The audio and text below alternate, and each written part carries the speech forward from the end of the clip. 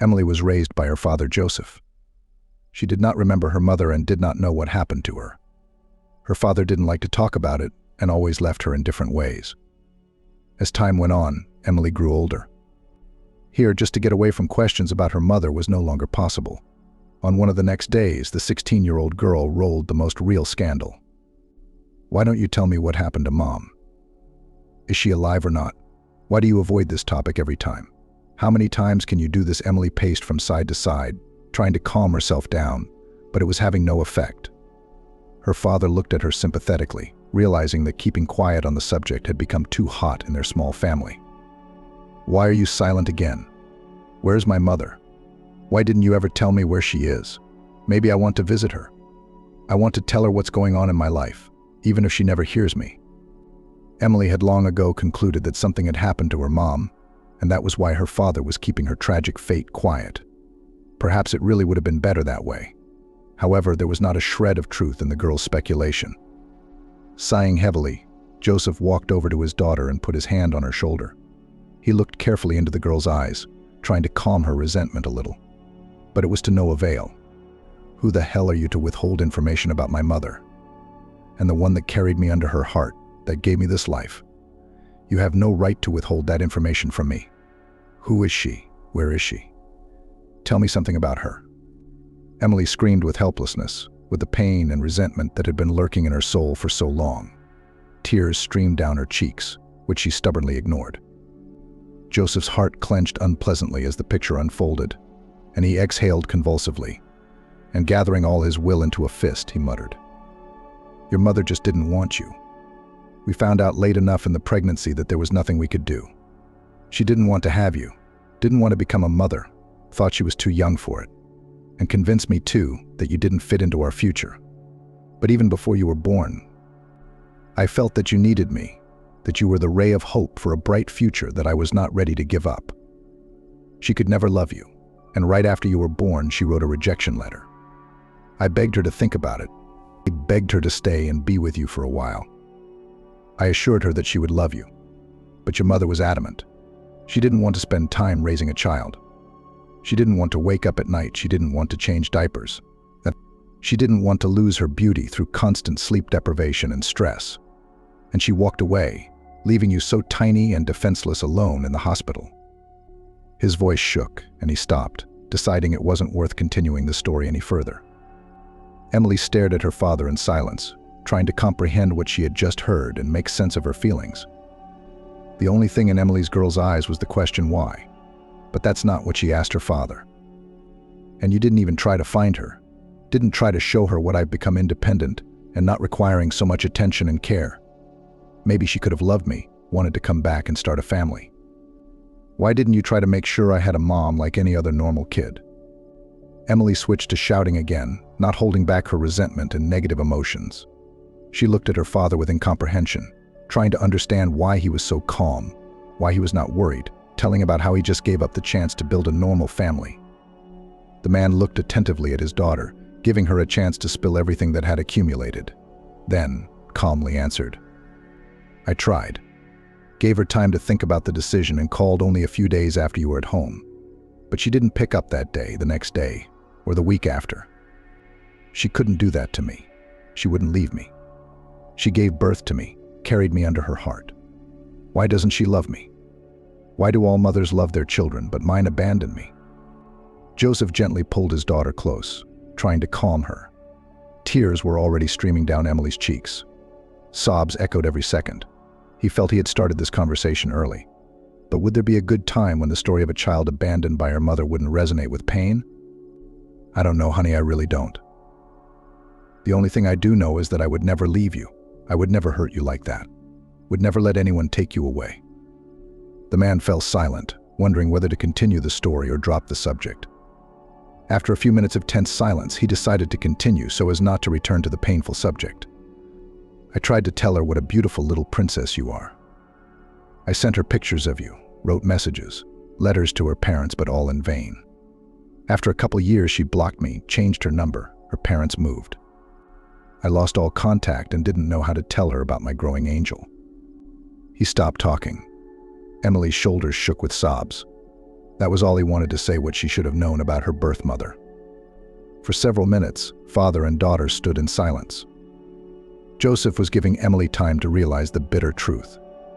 Gradually, she calmed down, her breathing evened out, but the trembling in her body remained. The girl looked into her father's eyes. "But since it happened, since she gave up on us, why didn't you just set up a life with another woman? A lot of people do that. I wouldn't have known she wasn't my mother. How could I lie to you like that my whole life? If I told you that the woman you thought was your mother wasn't, wouldn't you look for your mother? Wouldn't you want to know why you have a stepmother? Would you forgive me? After this?" Emily was silent. She had never before thought about how her father would have lived if he had had another woman. Would he have been happy with her, or would he have continued to blame himself for Emily's motherlessness? Would he have been able to never tell her that she was being raised by her stepmother? Or would she have found out when the time came anyway? The girl looked at her father carefully. There was no sadness in his eyes, no longing or any other feelings that expressed bitterness at the choice she had once made in favor of her own child. She gently put her arms around the man and spoke almost in a whisper. "If you are happy, I will be happy. If you want to build a relationship, you want to be happy and loved, then I will be happy if in your life there will be a worthy woman who will be by your side both in sorrow and in joy. You have the right to do as you see fit." Emily smiled. Joseph couldn't see it, but he could feel it. He could hear it in the timbre of her voice, in the way she snuggled gently against him, and the breathy way she spoke of what she was thinking. The man had never considered that model of a future with someone other than his daughter. She had always occupied all his thoughts, all his feelings. He couldn't imagine bringing a strange woman into the house and telling his daughter to call her mom. But now Emily had grown up, matured, and realized that there must be room for love in everyone's life. Maybe she was right. Perhaps he really should think about finding a worthy woman with whom he could meet his old age. But had he known how such a wish would end, he would have thought several more times before making life unbearable not only for himself, but also for a completely innocent man whom his daughter simply could not accept. No matter how hard he tried to make it happen. Time passed. Emily had already forgotten about that conversation with her father, after which the man seriously thought about his lonely future. After the departure of his daughter to study, despite his inner resistance, he still decided to give himself the opportunity to be happy and began to actively search for a woman with whom he could get closer, so as not to meet old age alone. A couple more months passed. Emily continued to go to school, studying hard but acceptably.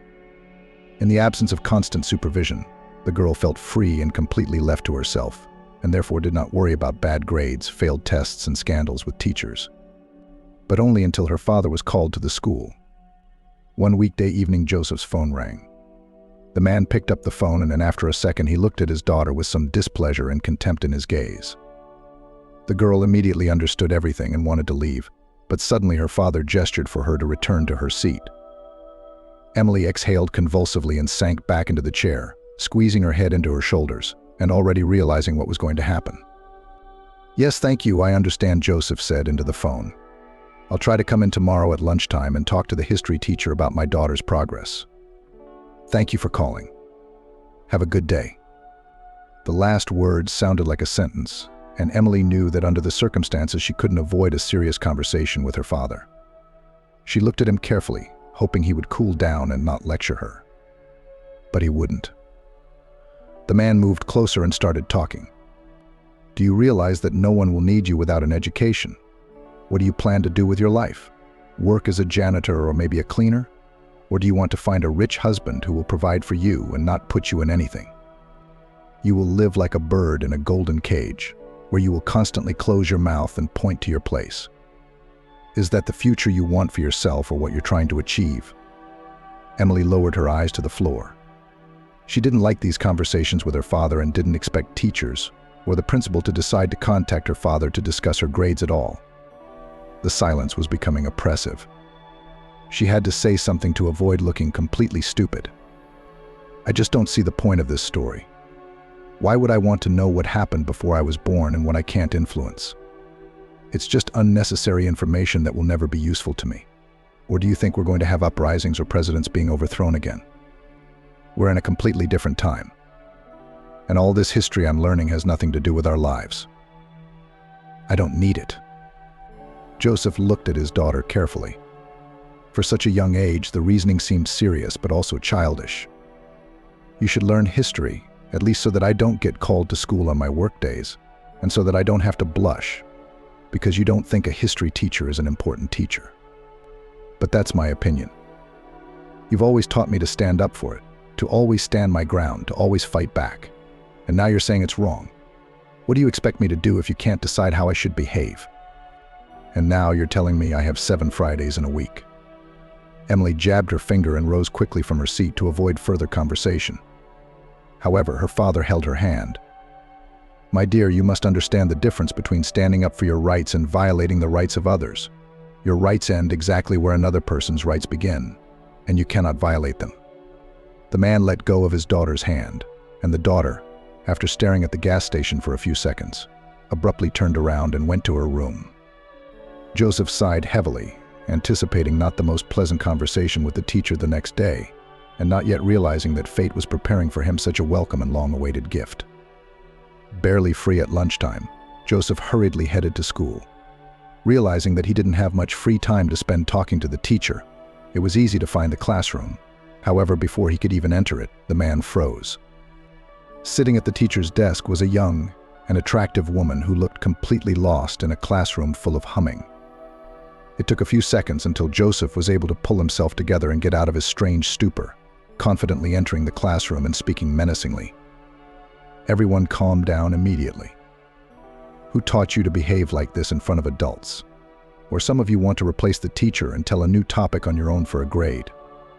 Let's also call the principal to see how smart the students in this school are."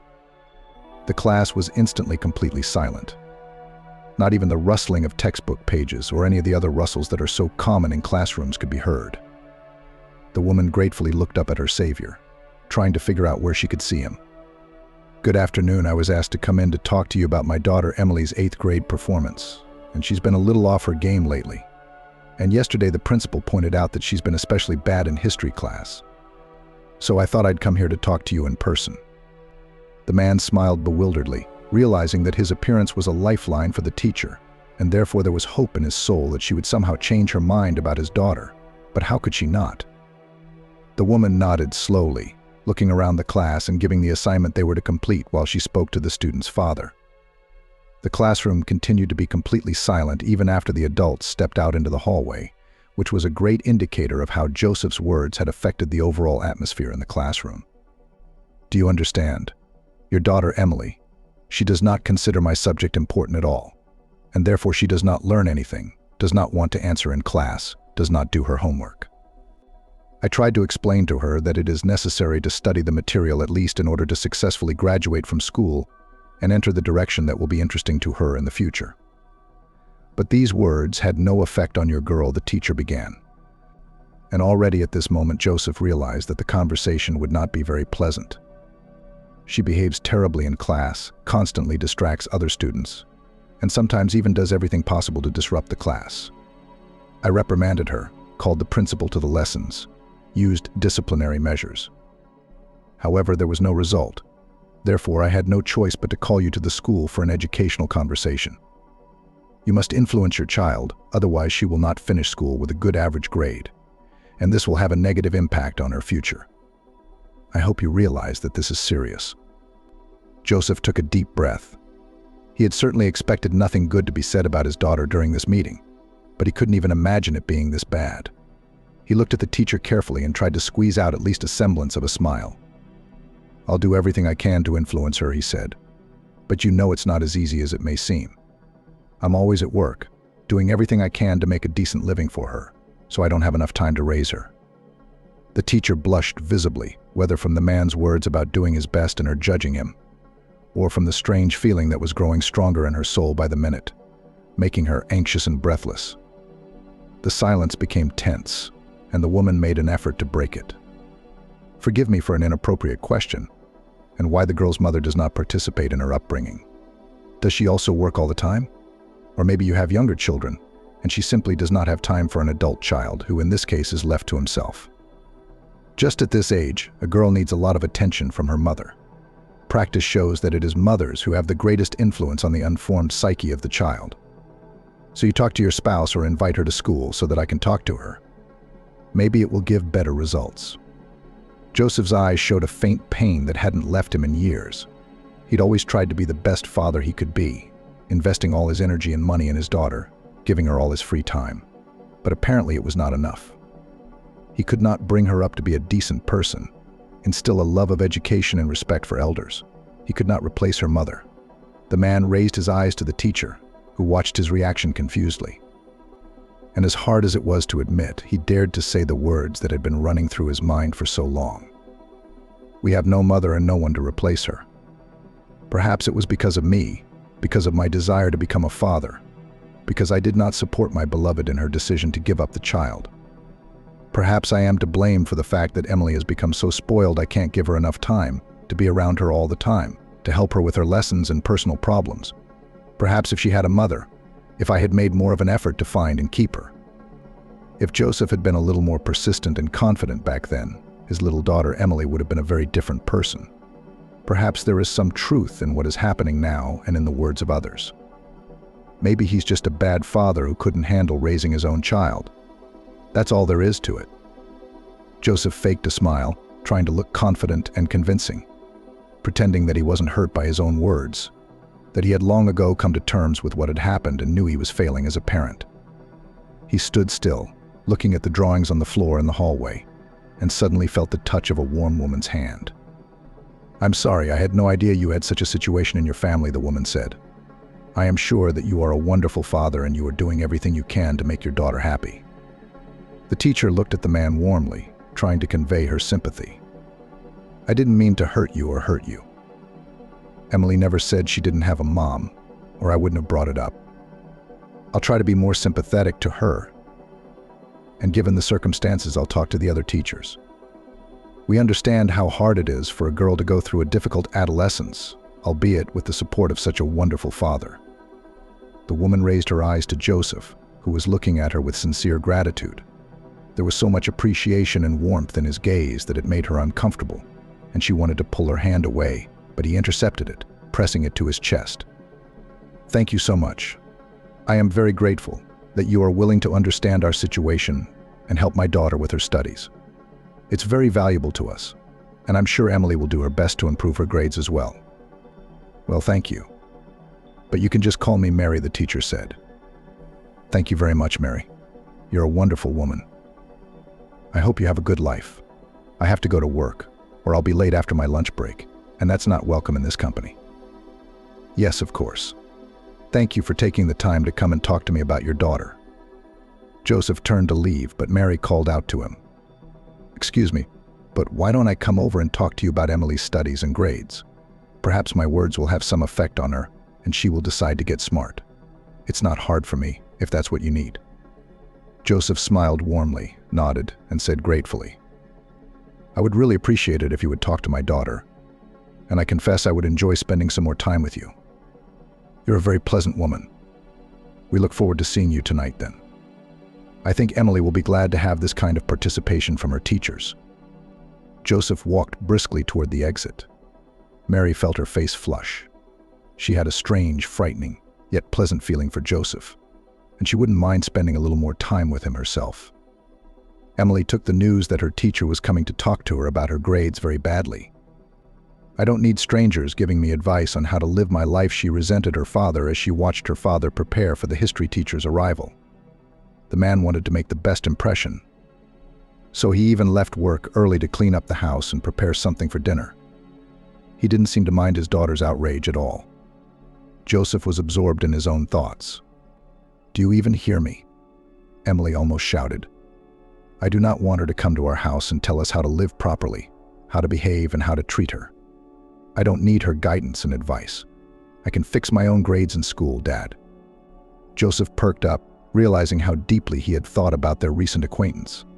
He seemed to have found the one person who was ready to spend his life with, someone who made him feel at ease, who truly understood and supported him. But is it appropriate to date his own daughter's teacher? Does she have a husband or a young man? And most importantly, how will Emily react to the news that her father has fallen in love with the teacher, whom the girl, it turns out, sincerely hates? A few minutes later, the doorbell rang. It was Mary. As promised, the woman looked just fine, not at all reminiscent of the teacher the man had seen during the day at school. Her makeup, beautiful dress, and confident gait made her different from the hunted mouse he'd encountered. But that only added a fire to his gaze and made his new acquaintance even more attractive and alluring. "Good evening, Mary. You're looking very well. It's good to see you." "Good evening. It's nice to see you again, Joseph." Emily looked out of the living room, wondering what was going on in the other room, and since when her father had become so polite and courteous to women. But when the woman saw the girl looking intently in their direction, she immediately returned the businesslike tone and serious look she always used at school. "I hope Emily knows what I'm here for, and that she and I are going to have a serious conversation. You warned her about this, didn't you?" "Of course I did. Emily's waiting for you in the living room. She knows what you've come for." Mary, as if ignoring the confusion on the man's face, went into the room where Emily was waiting for her. The girl was sitting on the sofa, making it clear that she was not happy about the situation and had no plans to talk to her teacher. Mary looked at her carefully and said, "Hi, Emily. Your father, Joseph, is a little worried about your performance in school. I know you're a smart girl, but lately your grades have been slipping. Why don't we talk about what's going on? Look, studying is an important part of life. It helps you decide your future career, develops your thinking skills and self-discipline. I want to help you, but to do that, I need to understand what's wrong. Maybe you find it difficult to learn the material or lack motivation. We'll figure it out together. Emily, you're an amazing girl with a lot of potential. I can see you trying, but something is keeping you from performing at your best. Let's find a solution that will help you learn the program and get you back on track. I will be there for you and will do my best to support you. Joseph is worried because he's worried about your future. He wants you to have lots of opportunities and prospects after school. But this is your life, and you will choose your own path. Our job is to help you go after your goals with ease and confidence." Emily looked at Mary, her teacher. She could see irritation in her eyes. Nevertheless, she decided to answer. "Mary, you are very nice trying to support me. But I know exactly what you're talking about. My studies, my future, my goals, they're all important. However, at the moment I just don't have the desire to make the effort. Maybe that will change later, but right now I'm not interested in cramming textbooks and writing tests. So unless you have any more new information or advice, we have nothing to talk about." Emily said it in a haughty tone, as if challenging her teacher. Joseph, who was in the next room, was upset at his daughter's behavior. Joseph was worried about Emily and wanted her future to be secure. He wanted Emily to grow up to be a decent, independent person, able to stand up for herself, provide for herself, and not need anything. His admonitions are attempts to help guide her on the right path. "I don't need your advice. I know how to live my own life," Emily said. "Stop telling me how to behave, what decisions to make, who to talk to. I'm an independent adult who can make decisions that affect my future. Stop telling me what to do." Emily, look, no one is prying into your life. We're trying to help you, to keep you from making serious mistakes that could negatively affect her. You see, we're not telling you what to do or how to do it. We're telling you, guiding you, helping you figure out how to do better. Mary put her soul into every word, trying to be tactful and pleasant, so that Emily understood the essence and stopped resisting, began to learn. But the result was the opposite. Emily looked at the teacher unhappily and spoke haughtily. "Tell those who need your advice about how to live better. I don't need them at all, and I'm sure that I can organize my life without your interference. Thank you for coming, but I don't intend to talk to you anymore. My friends are waiting for me. Have a good day." Without waiting for a reply, Emily stood up and headed for the exit. The door slammed. Joseph jumped up and walked quickly into the living room, expecting that it was his daughter's teacher who had left, not her. Looking confused at the obviously upset Mary, he sat down next to her and spoke quietly. "She's always been temperamental and explosive, and this has nothing to do with you. She's hard to please. She does things her own way. Do not take her behavior to heart. It has nothing to do with you." Joseph noticed the warmth and appreciation in Mary's eyes and, looking away, continued. "Thank you for trying to talk to her. It may not have been successful, but I'm sure she appreciated your attempt to help. But the important thing is that I at least tried to help you," Mary admitted suddenly, smiling softly. Joseph quickly looked at her in surprise. "Thank you for giving me the opportunity to try to influence your daughter. I'm sure she and I can still find common ground. She's not what she wants to be. She is very vulnerable inside and hides it behind a mask of detachment." Joseph smiled at Mary and gently touched her hand. "I am very grateful that you were able to make time for my child. I understand that you have a lot of things to do and worry about. This is very important to me, and I must admit I was very glad when you came to visit us. I made dinner, by the way. It's not a work of art, of course, but I'd be delighted if you'd stay and try it." Mary agreed.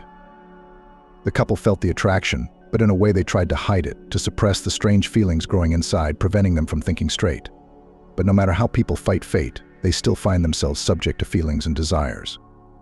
Joseph and Mary are no exception. The relationship between them spiraled rapidly. After a couple of weeks, Mary began to visit her new suitor more often and even stay overnight on weekends. Emily immediately noticed the change in her father's behavior.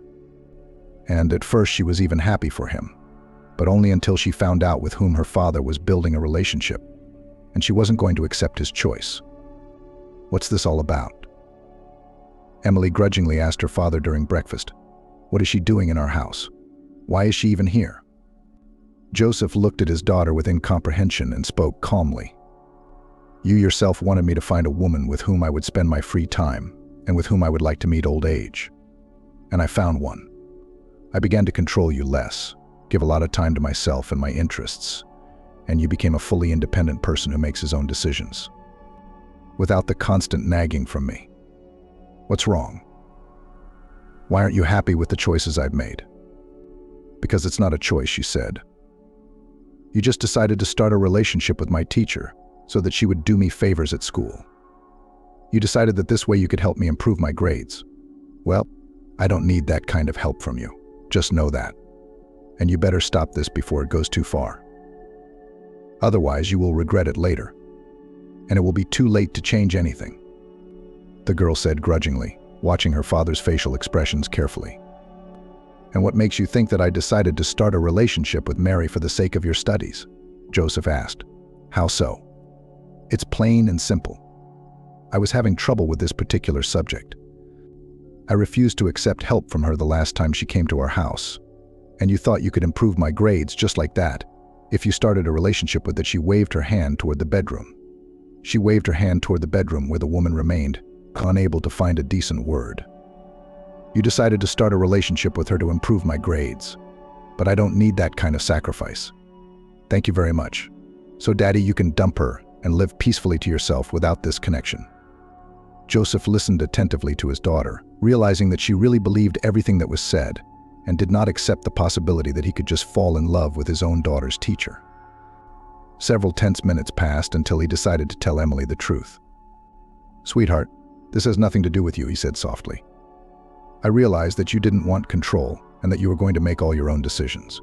I realized that last time, so I left you alone.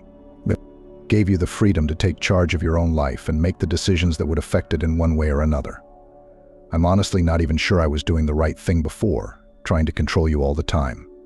And now you have the opportunity to really make all the decisions yourself, to make the choices that will affect your life, without being constantly controlled by me or your history teacher." The man hesitated, trying to find the right words. "What about Mary? I love her very much indeed, and I want to build a happy relationship with her. They have nothing to do with you. No one's making any sacrifices to get you good grades and a happy future.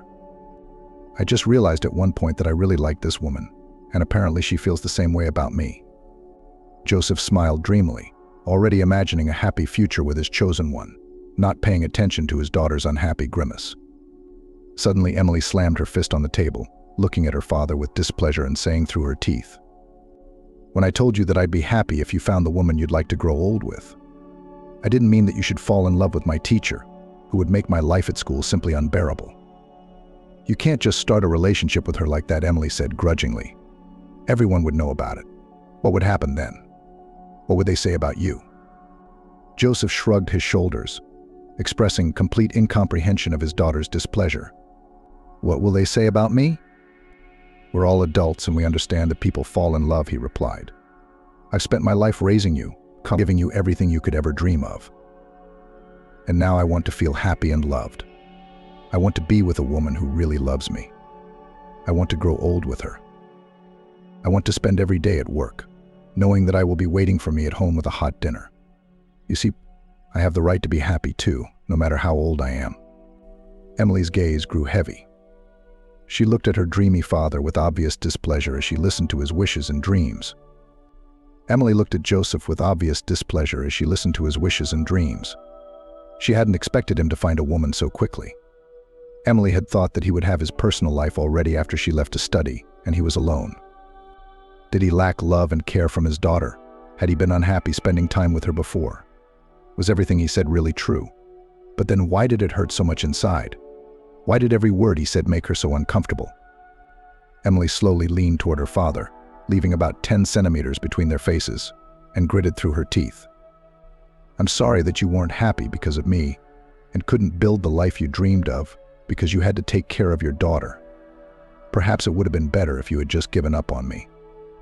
I would have gone to people who loved me instead of thinking of me as a burden. Emily abruptly pulled away from her father and headed for the exit. On the way, she bumped into her history teacher, Mrs. Mary. The woman smiled.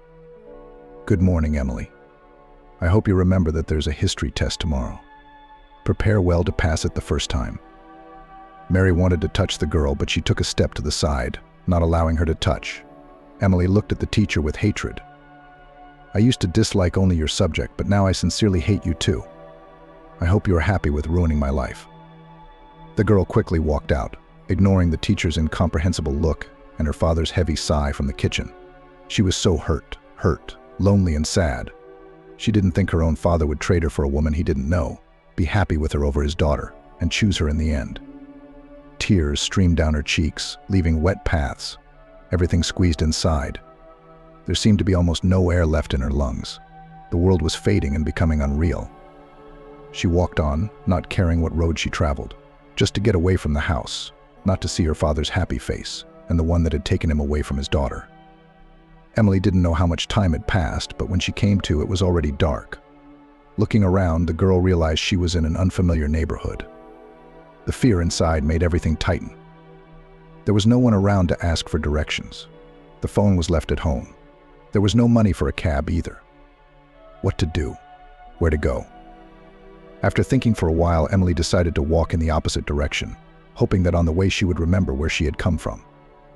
Emily felt herself getting more confused with each new turn. Tears rolled down her cheeks again, but now from helplessness and powerlessness. She didn't know where to go, she didn't know where she was or what would happen to her, and most importantly, whether anyone was even looking for her, or whether her father was only glad that such a burden as she was finally gone from his life. Inside, everything was shrinking from fear and not understanding what would happen next. It became scary to turn somewhere, to go in an unknown direction. There were sounds around, from which the girl shuddered every time. Complete darkness began to press on the psyche. The heart beat faster. It seemed that it was pounding so hard that it could break the chest. Suddenly, the girl heard some voices behind her back and turned around to see who had come outside to ask for help. There was a group of guys standing in the distance, talking loudly about something. They didn't see Emily, and so she decided to approach them herself to find out where she was and where she should go to get to the right street. But the decision made in fear and panic was not the best one, and Emily soon realized it. But it was too late.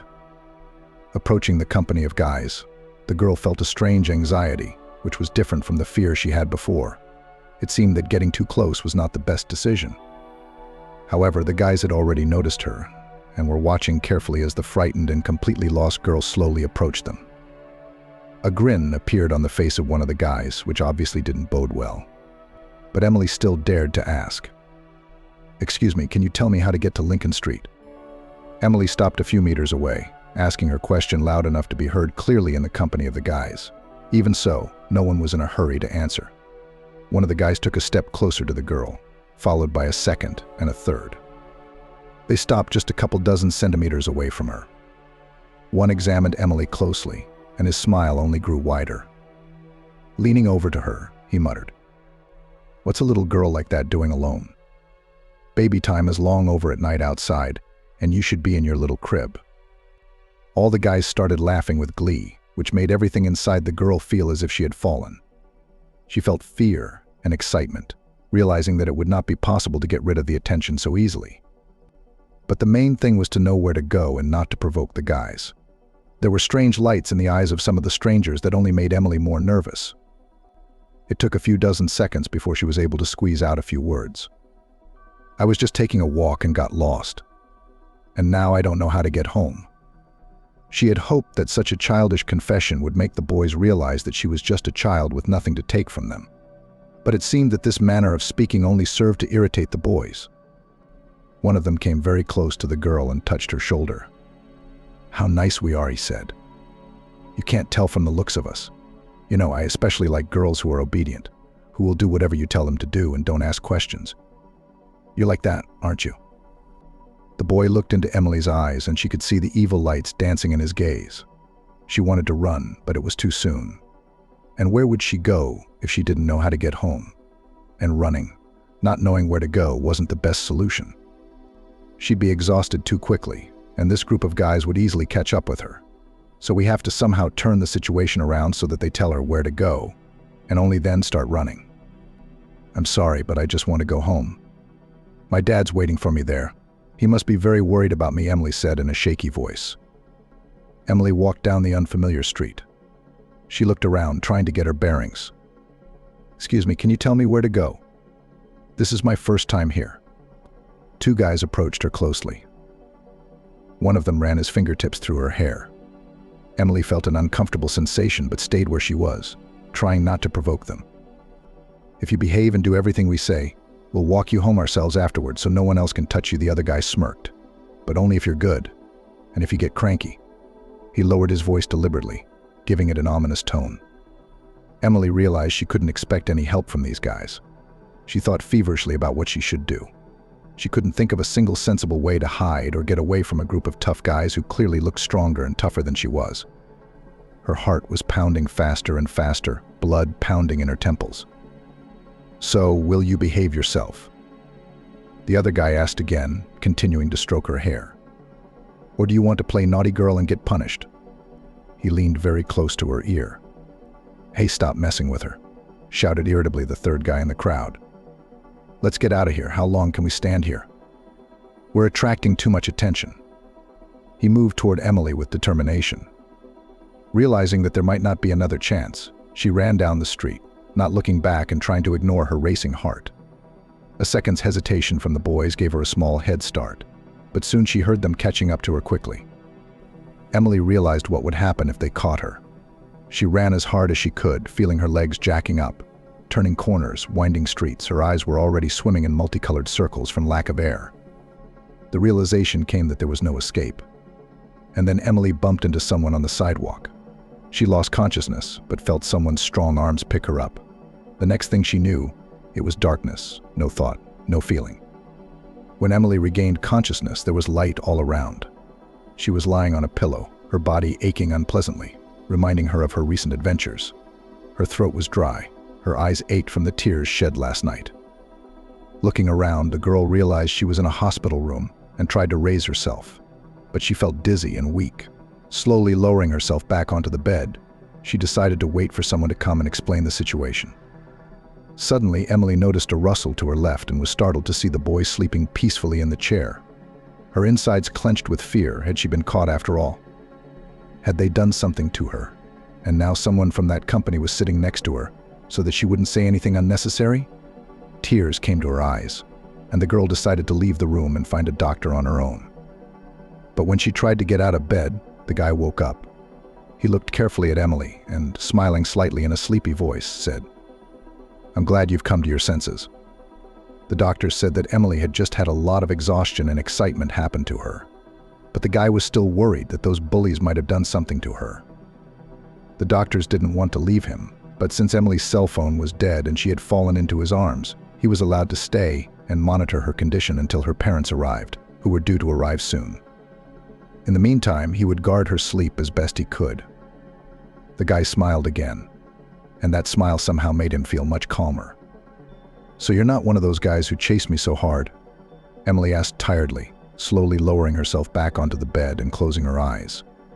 I was already scared that you were with them and sitting next to me to keep me from saying too much or convincing me that everything was my wish."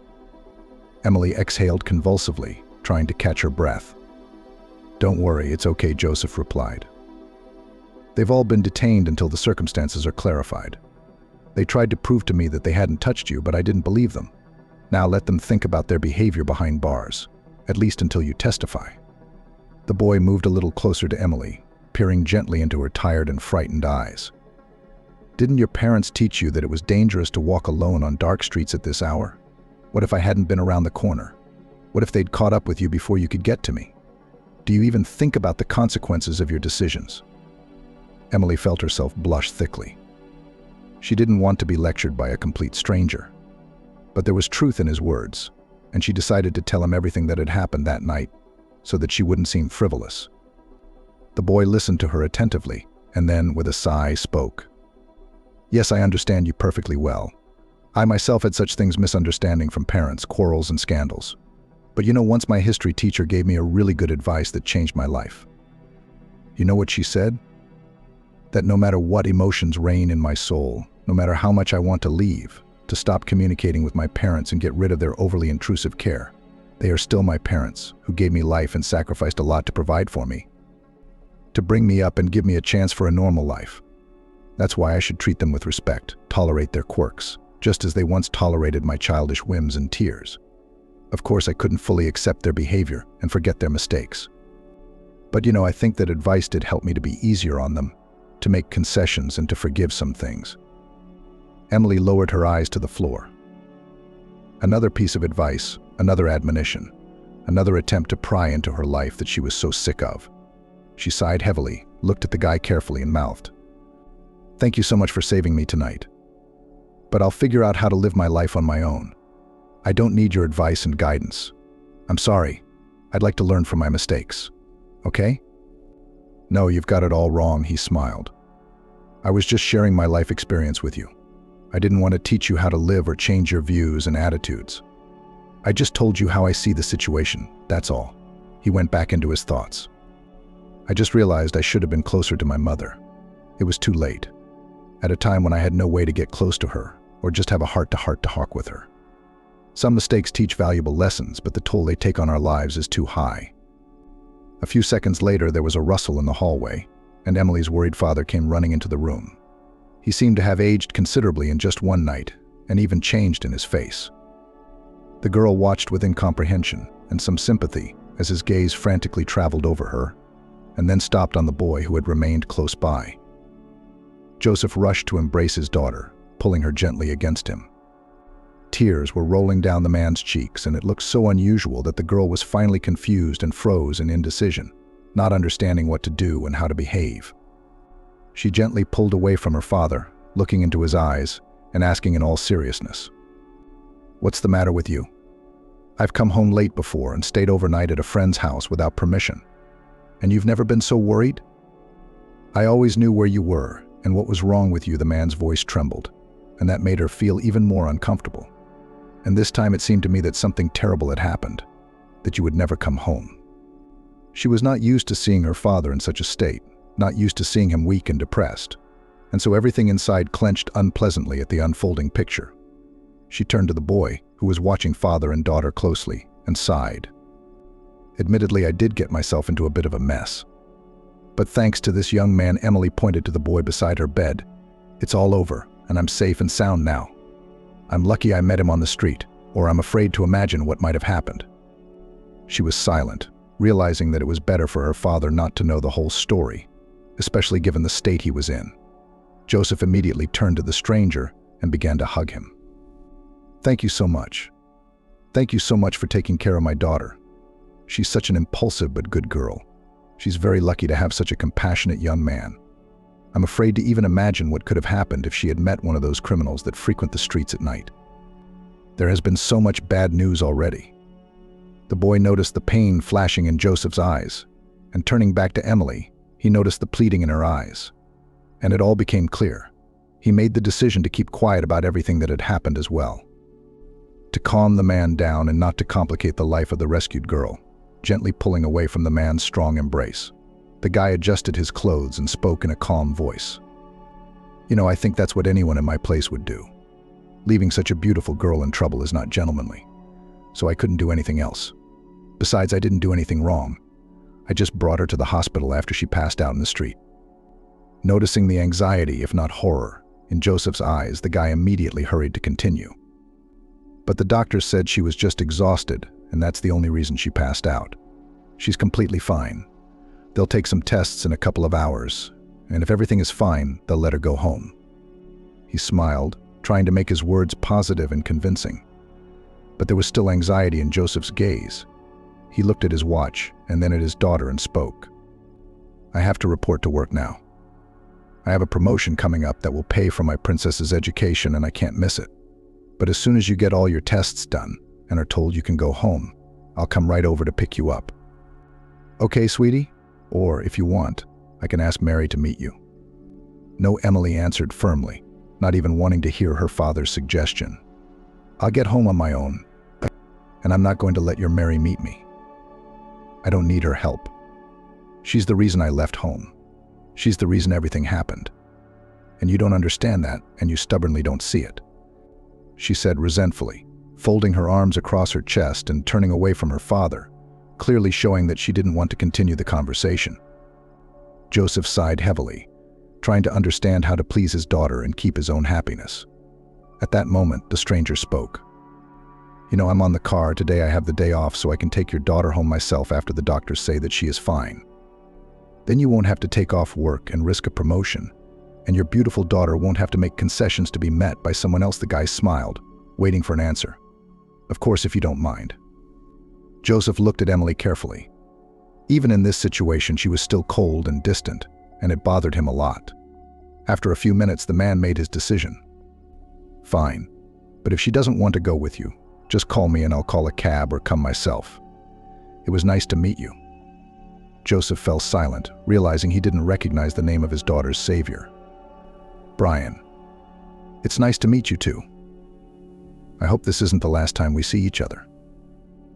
It's nice to see such loving fathers. The boy smiled, extended his hand, and Joseph shook it in return, then walked briskly out of the room. I can get home on my own. I don't need your help, she said almost in a whisper, despite Brian's presence. I'm sorry, I didn't hear you. The boy moved closer. At that moment, Emily felt her heart beat faster. I'm telling you, I'm capable of getting home on my own, she said louder, deliberately moving away from her savior. I don't need anyone's help or handouts. Thank you. But it seemed like you couldn't have gotten home on your own last night. Plus, your cell phone is still dead, and the hospital doesn't have a charger. How were you going to get home? The guy reacted unhappily. And you don't have money for a cab. Emily realized that she was in a desperate situation and would have to ask her nighttime savior for help anyway. Okay, she muttered. There was a pause for a few minutes in which everyone was thinking about something else until the girl made up her mind. Thank you for saving me. I'm afraid to imagine how things would have ended that night if you hadn't been there. Probably nothing good. You're welcome, the boy replied simply and sincerely, looking into the eyes of the saved girl. I couldn't leave such a beautiful girl alone. It was good that I went outside at that very time. It was like something was beckoning me to stand there. Fate, I guess. The girl was embarrassed by what she heard and hurried to look away, so as not to see the guy's smile, which gave her a wave of goosebumps inside. Brian, on the other hand, watched the girl's reaction carefully, trying not to miss anything and admiring the one that saw his soul. Emily was indeed discharged home. The tests were normal. However, the girl was advised not to overexert herself. She was released from classes for the next few days and recommended to undergo a full examination to find out the cause of fainting. As promised, Brian drove the girl home. Emily took her time getting out of his car, scrutinizing the guy. After a few minutes of silence, he asked, "Do you want me to walk you straight to the door, or can you walk yourself?" "I can do it myself," she replied. "Thank you for coming to my rescue and driving me home, despite my unbearable temper. And thank you for just being there for me the whole time.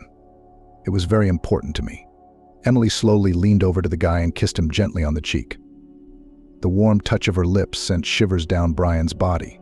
And at that moment he realized that next to him was not just an accidentally rescued girl, but the one given to him by fate. The guy took Emily's number, and from that moment the couple's communication spiraled rapidly.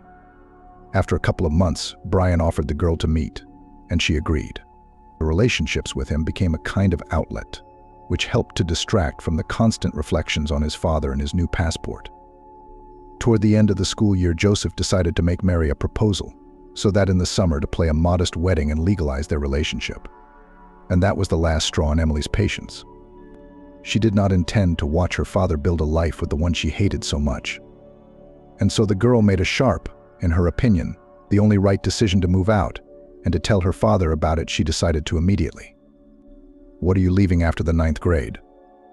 Joseph said with displeasure, pacing from corner to corner in the living room and trying to calm down, so as not to say too much to his daughter. "What about higher education? What about the prospects you've been striving for all these years? Are you really just ready to give up everything because of another whim?" And at that moment Mary came to him, who gently took his hand and looked into his eyes and gently said, "Let her make her own decision. She is an adult and can be responsible for her actions. We all learn from our mistakes. Maybe this will be a great lesson for her on how not to act in a situation, or maybe she will actually get what she wants out of life." Joseph exhaled convulsively. He wasn't ready to make that kind of decision from his daughter, and so the idea that it might be the right one seemed somehow unrealistic.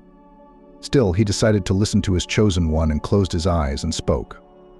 "Maybe you're right, and Emily really just needs more freedom. I just wanted to say that her decision seems wrong to me, and that I think it will lead to a completely different outcome than she expects. That's all. I didn't forbid her from making her own decision, nor did I say that she should give up her aspirations to please me. I'm just trying to keep her safe." "I understand, darling," Mary said softly, looking into Joseph's eyes. "But she's a big girl, and she can decide for herself how to be, how to behave, how to act in any given situation. She's not a little child, after all." The man sank down in his chair. He realized that it was really true, that it was time to give his daughter the opportunity to make her own decisions and dispose of her life as she saw fit. But the anxiety and worry wouldn't let him go. He looked up at his daughter, and only at that moment did he notice the unkind grin on her face. And in the next second, Emily spoke with displeasure and anger. Of course, who'd have doubted she'd say that? I've always been a bone in her throat, and now that she's had a chance to get rid of me early, she's not going to miss it. Still, I made the right decision when I realized it was time to move out. Otherwise, I would have had to endure 2 more years of a disgruntled look on my face and some stupid accusations against me. Emily forgot to put her shirt back on, or didn't wash her plate, or behaved inappropriately in front of guests. She thought that then a calm and measured life would come. As soon as I get kicked out of my own house, right resentment and dissatisfaction with the situation could be heard in Emily's voice. It was clear that the girl was not thrilled with the decision, but thought it was the right one. Confused by his daughter's words, Joseph muttered, "What does Mary have to do with it, if you yourself decided to move out after 9th grade? It's your decision, no one imposed it. Why, when Mary supported it, do you think she wants to evict you? I don't understand anything." Joseph looked at his daughter carefully, hoping she would realize the error of her ways. But Emily became even more disgruntled. "Of course you never see what's wrong," she glanced obliquely at Mary, who looked incomprehensively back and forth at her future husband and Emily, not knowing whether to intervene or remain silent. Joseph rose slowly and approached his daughter.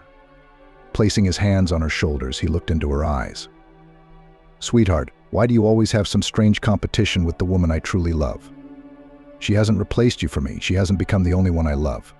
She has no prejudice against you. Contrary to your speculation, she's trying to connect with you, to get closer, and you're pushing her away. She's not replacing your mother, and she never intended to.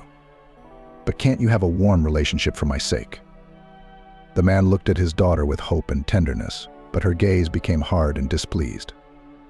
"You knew from the beginning that I didn't approve of your association with my teacher. What made you think I would be thrilled to marry her? It's your decision, not mine. I don't have to support it. I'm sure she's only with you because of the house and work. Not the love you're talking about. You can see it in her."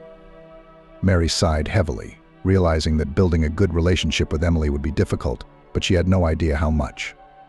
Joseph replied calmly. "You're right, it's my choice and it's not your place to judge it.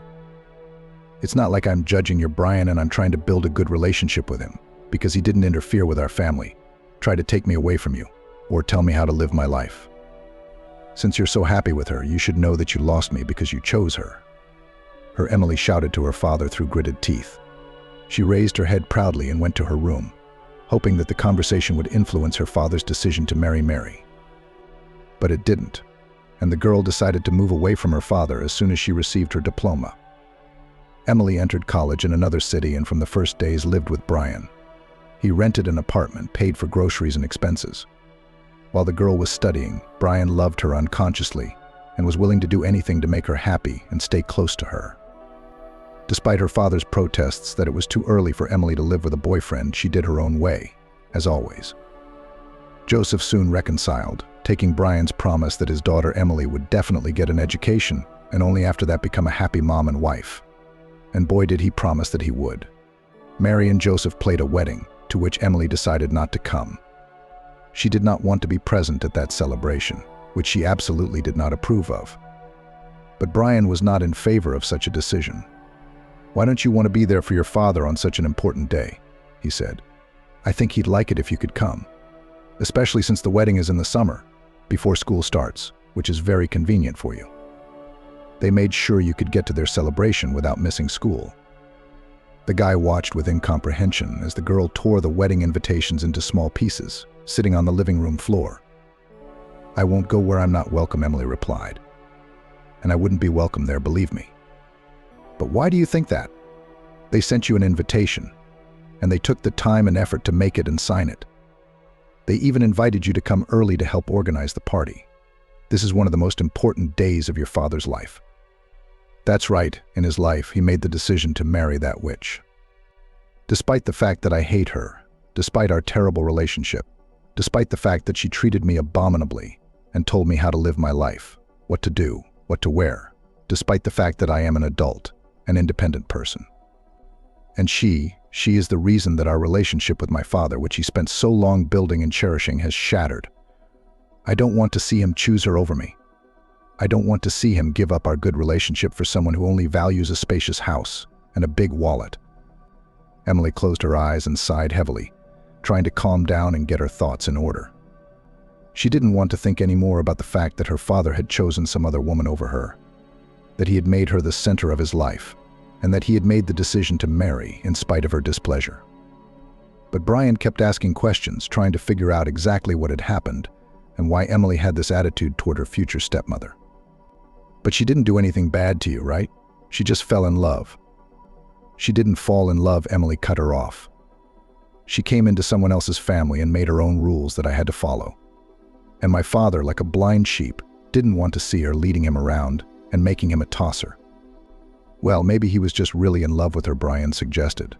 "He wanted to do everything he could to make her happy." "I love you very much too, and I'm doing everything I can to make sure that you don't need anything and can live the life you want. I always fulfill your requests." Emily looked at him unhappily.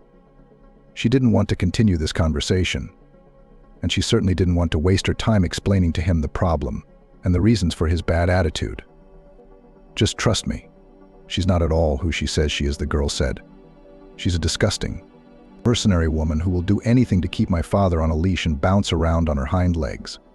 I know exactly what she's trying to accomplish, and she got it in the end. I tried to save him from this mistake. I tried to show him that he became just a slave who does not know anything and cannot distinguish lies from the truth. But he didn't listen to me. He made the choice," she whispered to him. "Let him suffer now." Brian was silent, realizing that the conversation would not lead to any expected result, and therefore there was no point in continuing it. Emily had almost completely stopped communicating with her father. She rarely returned his calls, hardly ever read his messages, and stopped coming home completely. She still considered him a traitor, didn't want to accept his decisions, and couldn't let go of the resentment that sat in her soul. Emily finished her studies and started working in her profession. 6 months later, Brian proposed to her. She accepted. It was decided to just sign, not to make a lavish wedding, and just spend the day for themselves. That's how it all worked out. They began to live together, to build their family life, and therefore there was no time to worry about her father and his new wife. Emily was completely immersed in her life, not yet realizing what a surprise awaits her from fate. One weekend, Emily's phone rang. She looked at the screen and saw Mary's name. Goosebumps ran down her body. Her stepmother was calling her, and she was the last person she expected to call. The girl blocked the screen, not wanting to pick up the phone, realizing that she wouldn't hear anything good. Suddenly, Brian's voice sounded. "Who's calling you on your day off? Is it work again? Is there a problem?" "No, my stepmother has decided to ruin my life by showing up again," Emily answered. "It's been so long, and she can't stand the fact that I don't want to be around their family. I'm sick of it." "Well, maybe something's wrong. She's not just calling. Pick up the phone, at least to see what they want you to do." The guy looked out from behind the corner, looking carefully at the girl, who stood near the phone with a disgruntled expression. "You just won't blame yourself," he continued. "Then, if something's really wrong, and she's not just calling, you'll pick up the phone. Come on." Emily looked down at the phone, the ringing stopped, and she exhaled shakily. But at the same moment, the call came again. There was a strange excitement inside that defied description. After hesitating for a few seconds, she decided to pick up the receiver. "Hello," she asked grudgingly, expecting to hear anything but what Mary would say in the next few seconds. "Joseph. He didn't survive our automobile accident. The funeral will be on Monday. Will you be able to make it, or won't you be expected?" Emily slowly slid to the floor. She expected to hear anything but that. Several minutes of complete silence passed before Brian looked out of the kitchen and was immediately stunned. His wife's face was as pale as a sheet, her eyes full of terror. He slowly approached her, looking into her eyes and asking with a tremor in his voice, "What's the matter? What did your stepmother say to you? What happened?" He crouched down beside her, trying somehow to figure out from the girl's look what had happened. "Daddy's gone" was the only thing the girl could whisper, and tears came to her eyes. She dropped her head to her knees, trying to suppress her sobs. Fear, pain, misunderstanding, and other negative feelings raged inside. Panic was rising more and more. It was getting harder to breathe with each passing second. Breaths were being taken. Circles appeared in my eyes. The funeral had gone smoothly. Emily didn't remember exactly what had happened, and the only moment she remembered was Mary, who was now confined to a wheelchair forever. It had been several months since the tragedy. Emily still hadn't fully recovered. She couldn't accept that her father was gone, that she would never be able to hold him again, to hear his voice. But as they say, trouble does not come alone. Emily's health took a serious hit. She was constantly visiting doctors, and sometimes even lay in hospitals for constant checkups. She lost a lot of weight, almost ceased to be happy about simple things, did not leave the house, and often cried. She literally wore herself out, not giving her body the slightest opportunity to recover from the tragedy. And she herself understood it perfectly well, but did not want to change anything. As time went on, the situation only got worse and worse. Emily thought it couldn't get any worse. After Emily's father died, her stepmother Mary said she needed her stepdaughter's help.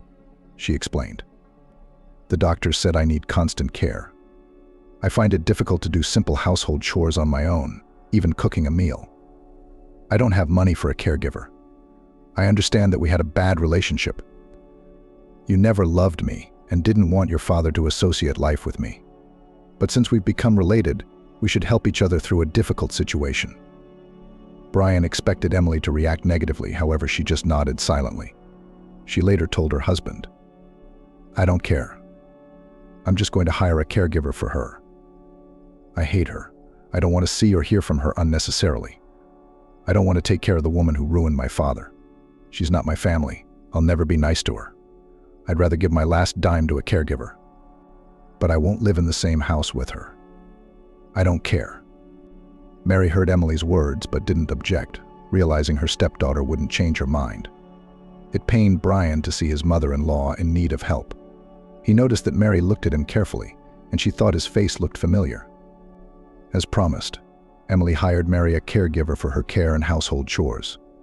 It wasn't cheap, so Emily took on extra work, staying late, doing what she could to pay the caregiver and have money for herself. This strain was taking a toll on Emily's health. She was losing her attractiveness and her health. Brian's entreaties to take on less work didn't work. Emily refused to help, seeing it as her area of responsibility. Over time, Emily's health deteriorated greatly.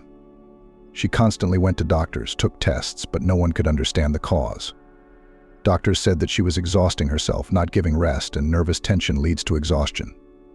Brian looked at the doctor hopefully. Isn't there anything that can be done? She's literally withering away, so young and she has no vitality at all. She looks exhausted and tired. Isn't there anything we can do to help her? Are we just going to leave her like this? The doctor was silent for a while, then replied sadly, I'm sorry, but there's nothing I can do. She is exhausting herself, and until she stops doing that, her condition will not improve. So you need to talk to your wife on your own. Explain to her how important this is, that she has to live for you, for your happy future. There's nothing I can do until your wife wants to live. Do you understand me? Brian walked out of the doctor's office depressed. He realized that nothing was going to work because Emily wouldn't listen to him. He had tried talking to her, urging her to eat better, sleep better, work less. But all these talks had no effect. He realized that his entreaties were useless, and there was no way out. Brian was not going to give up, so he decided to make one more attempt. Honey, how about we go on vacation? There'll be lots of good food. We'll vacation together and spend some quality time together. We should do that, don't you think? I have to work. I can't go anywhere yet. I can't just take days off. I can't let my bosses down. If I don't, I won't get my bonus. And if I don't get the extra money, what's the point of my job? If I don't bring anything to our family? Brian looked carefully into the girl's eyes and saw so much pain and despair in them that he felt uncomfortable. He took the girl's hands in his own, gently moved closer to her, and gazed into her eyes. Please, Emily, for my sake. Let's take a vacation, relax, spend time together, and taste so many delicious things. It's been so long since we've been alone together, without work and worries and cares. Let's just be together. I'll pay for the caregiver, all your mother's expenses. Let's just be together. Emily looked at her husband with tired eyes. She didn't want to decide anything, didn't want to take part in any of these fights, didn't want anything from this life.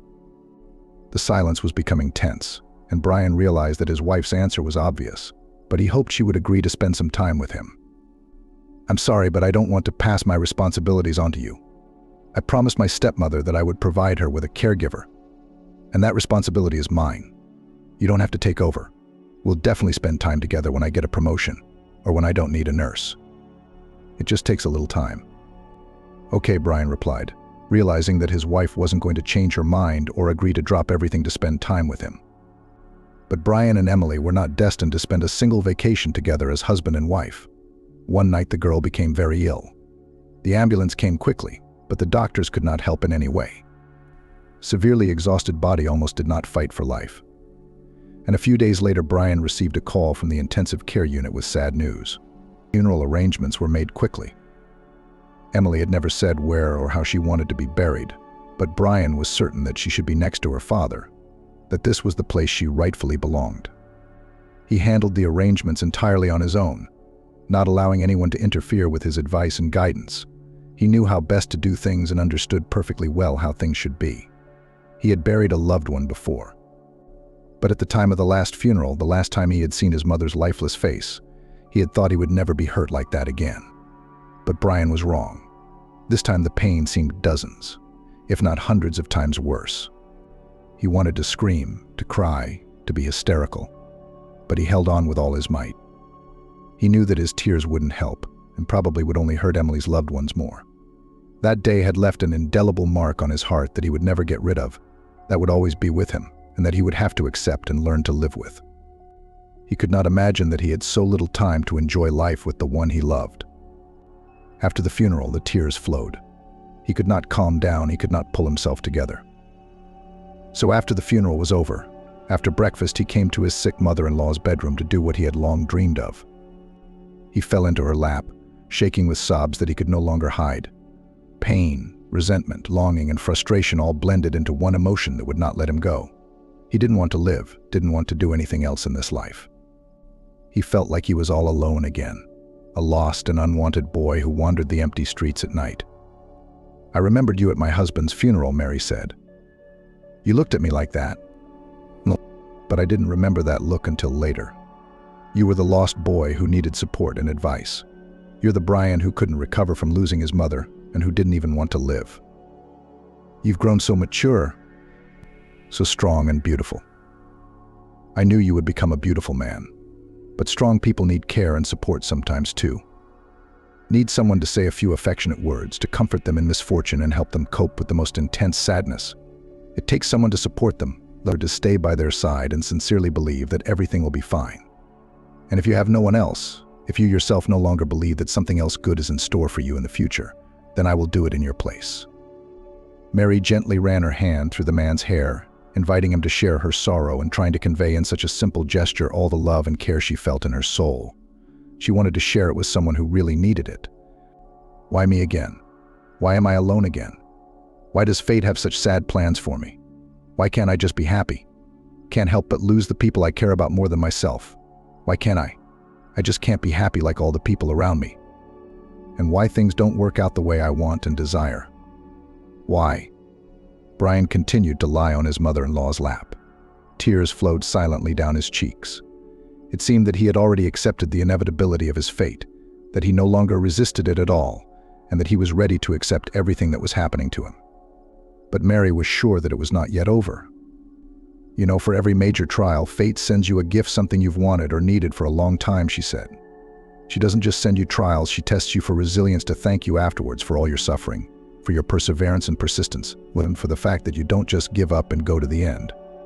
Now you will always have me. I will be there for you. I will support you in any situation, always help you with advice and deeds if you need it. I will help you to get out of this abyss, as I once helped you to cope with the darkness that surrounded you so quickly. I won't leave you alone. I'm not going to let you just give up. Just remember that you are not alone.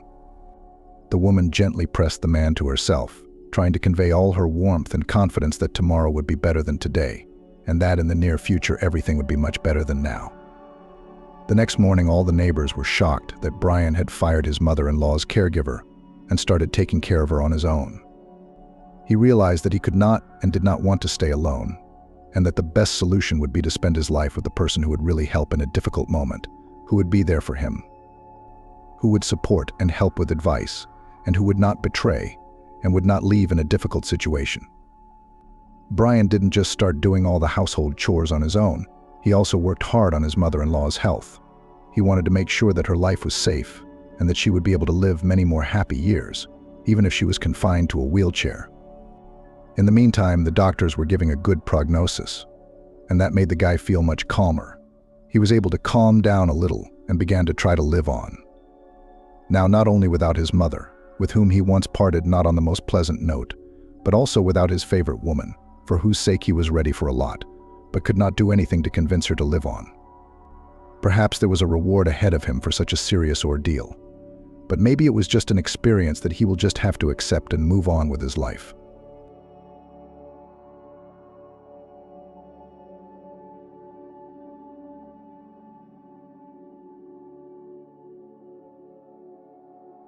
As a child, Linda was considered strange in the yard because she wasn't afraid of dentists either. When other children were being dragged into the dentist's office by their parents with tantrums and faces red from crying, Linda was eager to peek through the narrow slit of the door and see what was going on in there. She wasn't afraid during dental treatment. Maybe because she didn't eat a lot of sweets, or maybe because everything that was going on aroused the girl's keen interest. She followed every movement of the doctors and afterwards asked a million questions, flapping her naive childish eyes.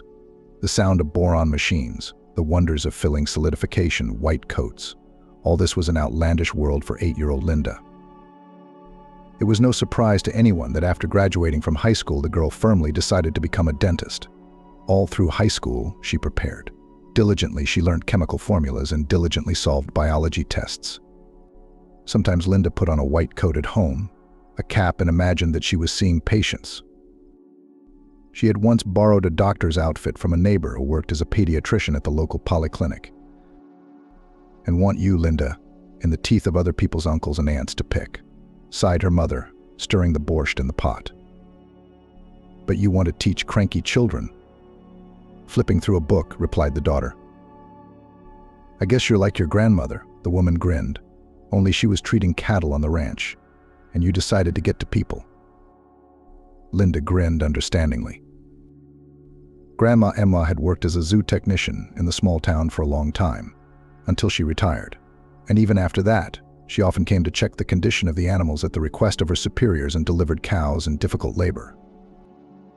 At the same time, grandmother was not shy to cover young graduates of the Veterinary Institute who had just arrived at the ranch and did not even know that it was dangerous to approach cows and horses from behind. When the ranch was disbanded, the tough-on-words elderly woman continued to be called by the local owners. So as long as the small town had at least a couple of cows, there was plenty of work. Emma lived like that, where she had worked half her life in a small town in Kansas. Linda's mom, Aunt Melissa, took a different path.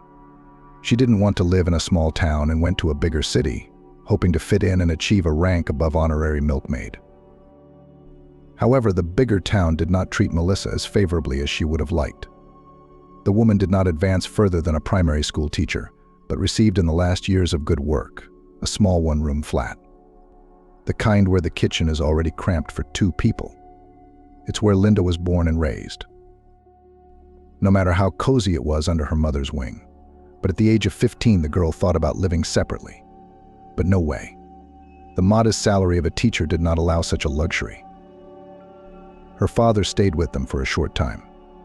Like many truckers, he lived for 2 families, of which neither of them knew. In the end, the man simply did not return from another trip. The mother waited 6 months, and then, gathering her courage, filed for a unilateral divorce. Linda was secretly sad. She loved her father, and she missed his care, advice, and experience. However, after such a prank, her mother did not start any new relationships. She lived with her work and her daughter. The final exams came, followed by the holidays. And now Linda stood in front of the doors of the medical school, struggling with shyness to enter. She had passed by countless times, dreaming of how she would get her student card and credit. But now the familiar outer wall seemed harsh and pressurizing, even though the fulfillment of her dream depended on them. It felt strange. "You're not a sophomore." Someone touched her elbow. Linda turned around and saw a blonde girl with a pointy nose and strange, age-inappropriate, brightly colored hairpins. She looked like a sophomore. Linda opened her student ID. "Yeah, I'm in 2. "Cool." The stranger shone and clapped Linda on the shoulder. "Finally, I found someone. My name is Catherine, by the way." Linda. "Let's go find our group and office." Without waiting for an answer, Catherine pulled her by the arm towards the entrance. The classmate was probably the kick Linda needed to take the next step towards her goal. None of her high school acquaintances had applied to medical school, and she felt inarticulate. There was a sea of new faces around. Many had traveled from other states to study. Only a couple of times did vaguely familiar necks from high school flicker through the crowd. "I came from the state of Michigan that's 1,600 kilometers away," whispered Catherine on the pair. "Where are you from?" "I'm a local. I grew up here in the city," Linda replied.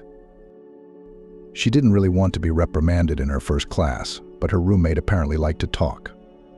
On the other hand, she needed to make new friends in the student body. "Cool. I'd always wanted to live in the city, but my folks at the ranch wouldn't let me until I graduated." Catherine rolled her eyes. Linda stared blankly at her new acquaintance sunshine skirt, blouse, shoes that had been the trend in town last year, bright shadows and bold lashes. Apparently fashion was delayed in reaching other states. "I want to be a beautician in general, because in our small town, no one knows how to take care of themselves. It's poultices. It's horrible." Catherine snorted so loudly that she caught the teacher's questioning look. When the danger passed, she expressively poked a finger with acid green varnish on her eyelids and whispered, "And I'll be a makeup artist. I've already seen some success. I've made up all my girlfriends for the wedding." "Yes, I'm sure you did." Linda held back a smile, looking at the bright spots on the face of her interlocutor. The pressure, simplicity, and a certain naivety with which Catherine communicated both repelled and attracted at the same time. In her, there was no frosts of the big city as in her girlfriends. There was wooden, like a birch log, openness, inherent in all people from the backwoods. "What are you going to do? Give injections or run around as a nurse?" Catherine blew her fringes out of her eyes and stared questioningly at Linda. "I plan to specialize as a dentist. It's been a dream of mine since childhood," she replied. "Oh, well, you'll change your mind 10 times. Waved her hand. "What if you don't like it?" "It's difficult. Dentists them now as lawyers, pond. I hope it doesn't happen." Linda tried to write down the outline, while the restless Catherine poured her with questions. "Will you do the session by yourself or with assistants?" Catherine nodded conspiratorially at the teacher. "I'd like to do it myself. I'll teach. I'll try for sure." Linda had already realized that the chatty Catherine wouldn't leave her alone until she had no more questions to ask. Before the end of the class, the girl from the countryside had time to talk about how she had settled in the dormitory, about how her mother had packed her bales with things, about her nagging neighbors nagging that her shoes were uncomfortable, about the cute students from the parallel group. Discussed the hair color and outfits of all the girls sitting nearby. Even the color of the lecturer's shoes did not escape her keen nose. Linda's head was spinning, but the funny thing was that she wanted to keep talking to this strange lady. There was something about her that Linda was missing. When the class was over, Catherine suggested going to a cafe nearby, saying that she wanted to understand the difference between the cakes made in the city and those made in the countryside. Gradually, Linda and Catherine became such friends that even their teachers began to call them an inseparable couple. Calm, restrained Linda and the volcanic Catherine. Studying wasn't easy. Linda was warned about it, and teachers at school, and her mother. Medicine does not tolerate dilettantes, and students from the first year were driven mercilessly. Sometimes Linda fell asleep over the notes. Her head was swollen from the incredible amount of information crammed in. Early rising and the long road to the institute also exhausted her. But the main thing was that the childhood dream, even if slowly, but approached her. Catherine did not strain herself so much. She often read magazines on the pairs, could oversleep, and in general perceived going to the institute only as an excuse to dress up. "They'll expel you after the first session," sometimes said Linda, careless friend. "Oh, I just need this crust for a beautician," Catherine waved away. "But for a certificate you need to pass the exam, at least a C," braked her Linda. "I have enough knowledge for a C," confidently declared the fashionista from the backwoods. In fact, Catherine was not so lazy. She just had a different picture of the world. Instead of daily cramming, she preferred to stay up the night before the seminar to answer before forgetting what she had read. She took notes from her neighbors and used textbooks and methods to prop up the wobbly table in her room. Catherine was not lazy, and because she immediately began to look for some part-time jobs. More precisely, they found it themselves, that flyers to hand out in the dormitory. That's something somewhere to carry for a small fee. So by the end of the semester, she was invited to work evening shifts as a barista in a small coffee shop. Catherine brewed coffee a little better than the cleaner, but made eyes at all visitors and smiled at 32 teeth. She left good tips, which the girl used to buy cosmetics and new handbags. Directness and simplicity from the backwoods of Michigan broke through where the urban was difficult. Catherine was not afraid to look silly, and it always played to her advantage. She had a goal, too, and the girl was just going about it in her own way. Linda and Catherine were always fun. She knew the latest gossip, kept a lot of funny stories, could quickly make up her friend in the bathroom before class. On one of the frosty days before the session, Linda stood at the bus stop in the morning and waited for the bus. Several other people were crowding along with her. Time was running out, and the bus was still missing. The grannies behind Linda were getting louder and louder. In the end, a man in an old-fashioned fur hat and a briefcase couldn't stand it any longer and asked the driver of the next bus where the number 14 had gone. "They've all been abolished." He shrugged his shoulders indifferently. "Now you go to the center only with transfers." Rumors that the bus would be abolished had been circulating for a long time. But as it happens, everything happened at the most inopportune moment. The man in the fur hat cursed loudly, not embarrassing the passengers, and began to hurriedly call a taxi. Linda realized that she would have to do the same to avoid being late. As luck would have it, the first class was a seminar with a very picky professor who wouldn't let latecomers in. To get to the institute, Linda gave away all her money, even scraped change out of the furthest pockets. She ran into the auditorium a moment before the bell rang and, breathing loudly, flopped down on the bench next to Catherine. "Where have you been? I was already thinking about how to get you off." She pounced on her friend with questions. "My bus doesn't run anymore," Linda complained, laying out her notebook. "I have no idea how to get here now. It's either a detour across the city or a taxi." "So you moved to my dorm," Catherine shouted at once. 5 minutes and you're at school. The main thing is not to forget to brush your teeth." Linda wanted to object, but suddenly realized that the idea wasn't so bad. And if she had to choose between getting up an hour earlier and expensive taxes, Catherine and the dormitory won either way. After all, she'd wanted to live on her own for a long time. Student room fees were ridiculous. She spent more on commuting from home, and she could go to her mum's for the weekends. "I just had a neighbor who moved out, so that, as they say, all the cards were stacked." Catherine theatrically raised her hands to the ceiling. "You'll write an application to the commandant, and they'll move you in quickly." Linda nodded. The time that was spent on the road could be used for more useful purposes, studying, walking, and getting enough sleep. The superintendent was a little nagging when she gave her the papers. "What are you doing?" "You're a local. I need to settle non-residents." The girl kept silent, knowing that she was obliged to settle in. The commandant once again looked at her with the look of a dog wanting to put a dog on a passerby in case of something, but there was no such thing. Eventually she accepted the application and told her the move-in date. As soon as they were out of the dormitory, Catherine squeezed Linda so tightly in her arms that she even squeaked. "Yay, yay, we're together now." Her mother took the news of her daughter's future move with enthusiasm.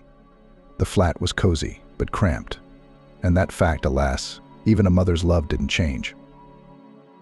"Don't eat anything bad there," Melissa admonished her daughter, putting towels and a new set of bed linen in her bag. "And don't drink, at my place." She shook her fist expressively, but rather jokingly. "Or that Catherine, your girl, will start to influence you badly," continued the woman.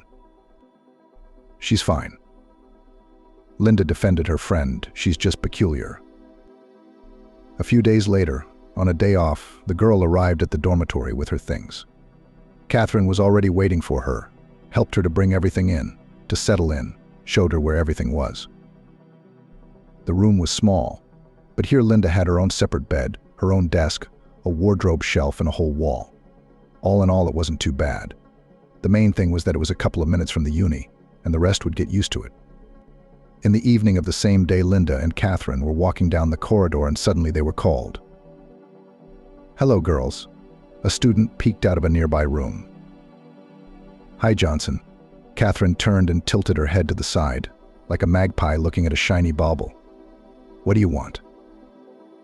"Let's join us, because we, the female company, is not enough." The guy waved his hand invitingly. "We'll feed you, we'll drink you, we won't leave you offended. It's our birthday, after all." Linda tugged Catherine's elbow questioningly. "That's Henry Johnson from 3rd year. He's been after me since the beginning of term," she whispered back. "He's not bad, but he's a bit of an oaf." "And you want to go?" Linda took another look at the boy who was persistently beckoning them to come. "Why not?" Catherine stared at her, puzzled. "Tomorrow is Sunday anyway. There's no need to go anywhere. We'll sit, chat, all of us. Nothing to be afraid of." She turned to Johnson. "All right, we'll be there soon, just wait." The guy glowered, gave them a thumbs up, and disappeared into the room. Linda hesitated for a moment, but then she thought about it. She hadn't really made friends with anyone except Catherine in 6 months of school.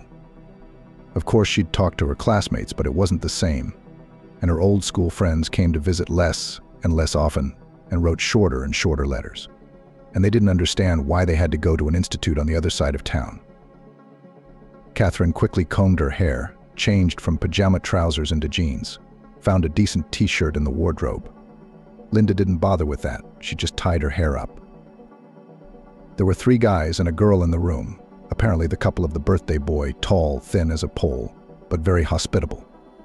An old acquaintance beckoned and greeted the girls and introduced the company. "This is David, the birthday boy, and his Lady Mary." This is Alex, the future of urban medicine. And this Henry jabbed his finger at a boy sitting on a chair by the window, is Ray from the journalism department. The girls were warmly welcomed and seated at the communal table. After a while, the shyness of acquaintance evaporated without a trace. Everyone was drinking, eating, joking. Mary suggested a game of crocodile. The boys readily moved the bed and, making room, Linda stared blankly at all the new acquaintances. Henry was making small talk with Catherine. It was obvious he liked her. He was trying to put his arm around her, brushing invisible dust from her shoulder, scratching the back of her head. David and Mary had been together for a long time. It was obvious from their communication and warmth towards each other. A note of distant envy even ran through Linda's mind. She had dated a guy in high school, but he had never treated her with the care and warmth that these two did for each other. Alex made occasional jokes about doctors. During breaks when his mouth wasn't full of food, he'd already put a couple of ketchup stains on his t-shirt.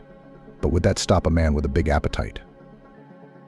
Ray was the only one Henry introduced differently than the others, and he didn't fit at the table. He sat by the window with a plate in his hands. But that didn't stop the young man from collecting all the stares. He told stories, he joked, he asked provocative questions, he posed picturesquely. Ray's a talker, David snorted. He's a man who's chosen his profession to scratch his tongue. I'd rather scratch my tongue than pick at people. The journalism student made a theatrical grin, which immediately caused the company to laugh. What's wrong with helping people? Linda suddenly asked. Everyone fell silent and stared at her with interest. Ray also looked at the guest. Well, you're not going to help them for free. Or are you going to open a branch of the Mother Teresa Society? He sarcastically teased Linda. I want to help first of all. I go into the profession by the call of my heart, not because it is profitable, said the girl. You need to eat, don't you? So stop covering your ambition with charity. Ray waved his hand at her. Sooner or later, people will become just a means of earning money for you. But some people will make money by talking, and some will see rotten teeth and other unpleasant things in the human body. Ray, come on, this is the third year you've been arguing with us. All professions are needed and all have their talents. David said conciliatingly, let's have a drink and play cards. Linda gave Ray an irritated look, but didn't argue further, so as not to offend the birthday boy. The trouble was, she liked the smug talker.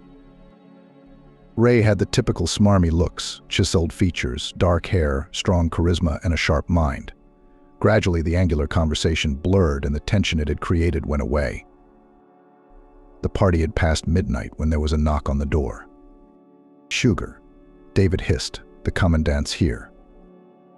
Before Linda knew it, the table was covered with a sheet. Mary and Alex were tucked under one bed, Catherine and Henry under another, and she and Ray were shoved into the wardrobe. It all happened so fast that hardly a fly could have flown in that time. The commandant's voice was heard, reprimanding David in a half-toned voice for the noise and mess after lights out, while he did his best to demonstrate the supposedly empty room. And so it was, every time. Ray sighed in Linda's ear, why don't you just pay your aunt a wage?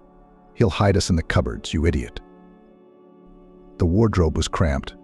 Linda felt her back against the guy's chest and almost stepped on his feet. For some reason her cheeks were flaming and her tongue was lashing out. Ray gently touched her shoulder, as much as he could do while standing in a wardrobe full of clothes. You'll have to excuse me, okay? It's my nature to pick things apart. That was rude. Without turning round, Linda replied. She could feel the guy's guilty, if guilty, breath on the back of her neck. It was getting stuffy. Let's go out tomorrow, and as an apology, you pick where you want to go. Ray put his hand on her forearm. The commandant let go of the last of her nagging remarks, wagged her finger at David, and made to leave. Goosebumps ran up and down his body, hot and cold at the same time. The tension was back in the air, but lingering, enveloping. Let's go, Linda agreed, to the exhibition of contemporary artists at the gallery. All right, I'll be waiting at 17 at the dormitory. The wardrobe doors swung open. Why aren't you two fighting? David chuckled. Almost. Ray was the first to jump out, winking discreetly at Linda. You all right? "Why did they put you and that jerk in there?" Catherine clucked, giving the boy a stare. "I think we're going on a date with that jerk," Linda whispered quietly, trying to hide her red cheeks and the stupid love sparkle in her eyes. "Linda, you have golden hands." The grateful patient smiled goodbye and left the office. Linda took off her gloves and nodded to herself in the mirror. It was for moments like this that she had gone to the dentist's office, for grateful looks and sincere appreciation. And she didn't regret the years she'd spent studying. First 5 in medical school, then residency for another 3. Paperwork for the registrar's office. A dressing gown to take home to wash. So what else Catherine to call? They were supposed to meet today for a professional holiday. Linda threw on her coat, said goodbye to the girls at the reception desk and hurried to the shop for a cake. Catherine had still had a sweet tooth since uni. No one was home to see her yet. Ray warned that he would be at the agency until the evening. He'd started moonlighting there while he was still at school, and 7 years later he'd taken the editor's chair himself. But Ray had connections with every authority in the city, from vegetable stalls to the prosecutor's office. They were married in college, a year after the relationship and that dorm room meeting. Catherine had convinced her that Ray was good, of course, but he was dapper and pays her. Her mother didn't take the journalism profession seriously. What kind of work is it to gather gossip? Like plowing in a factory or sowing grain, that's a job. She snorted when Linda came to visit at weekends and raved about her boyfriend. Ray was not what he seemed at first glance, nor was he what everyone else saw him as. He could be caring and sensitive, and even restrained his desire to pick at everything. At the same time, remained the soul of the company, a noisy lighter. Many girls openly envied Linda and openly glared at Ray when they appeared at the institute. "There's nothing to see here," Catherine waved her hands at them. "You're not here for the ballet." Shoo. Although she had initially opposed Linda and Ray's relationship, she soon became an ardent defender of their peace of mind and was even a bridesmaid at the wedding. Not without pride, she told the guests that without her the young people would not have met. It might have seemed that Catherine simply had nothing to do. But how wrong were those who thought so? The backwoods fashionista had affairs with 2 or 3 at a time. Never a dull moment in the evening. Sometimes she chose from several candidates and was not ashamed to use her natural beauty. Those problems that she herself did not want to solve suitors. So Catherine finished her studies, not really knowing what she was studying for. She got her medical degree as a working makeup artist. She did not go to any residency and settled in a beauty studio, having mastered in addition to makeup, hair, and other beauty procedures. From boredom, or from flightiness, married, and 6 months later divorced. Another year fluttered on dates and married again. Catherine wasn't lazy, she was just lucky. She was also never shy about doing things that others disapproved of. That's why she won where others failed. Linda sometimes thought that her road was straight and quiet, where you could see all the stops and bumps for miles ahead. Catherine's road, on the other hand, wiggled like a snake and pitted or went under the clouds. The important thing was that eventually they both ended up with a destination. The tea was getting cold. Linda was already thinking of calling her friend, who was almost an hour late, when she heard a fuss in the entrance and a call. "Can you believe it, you bastard?" The client was late. She held me up. Then the taxi was still running. Catherine started to get indignant. Linda only smiled. They hugged. It couldn't have been any other way. In the past few years, Catherine had changed from a strange backwoods girl with ambitions into a genteel city beauty. She had a bob haircut, was always wearing makeup and fashionably dressed. And she was more concerned with a new skirt and going for a massage than having groceries at home. "Oh, you cooked for Ray." Catherine, barely passing into the kitchen, immediately stuck her nose in the pots on the cooker and in the fridge, and she has borscht and stuffed cabbage and compote. Linda did not chase after brands and hairstyles. She dressed minimalistically and simply. But she knew how to keep things cozy and on time. "Harry's nagging at me because I don't cook," Catherine complained. "Everyone has their talents," Linda reassured her as she poured tea. The friendly chat went on late into the night. It was always like this when they met. The cake was almost over and Linda was making coffee for the 3rd time when Ray finally came home. The young editor was disheveled and twitchy. He came into the kitchen to say a quick hello, hugged his wife and retired to his room, saying he'd had a hard day. "Why is he so sour?" Catherine asked, after a glance at the man. "He must be tired." Linda shrugged her shoulders. "I can't force him to sit down at the table." Come on. Catherine jumped up from her chair and reached for her friend's shoulder. "What is this?" She picked up a red hair with 2 long fingernails and showed it to the stunned Linda.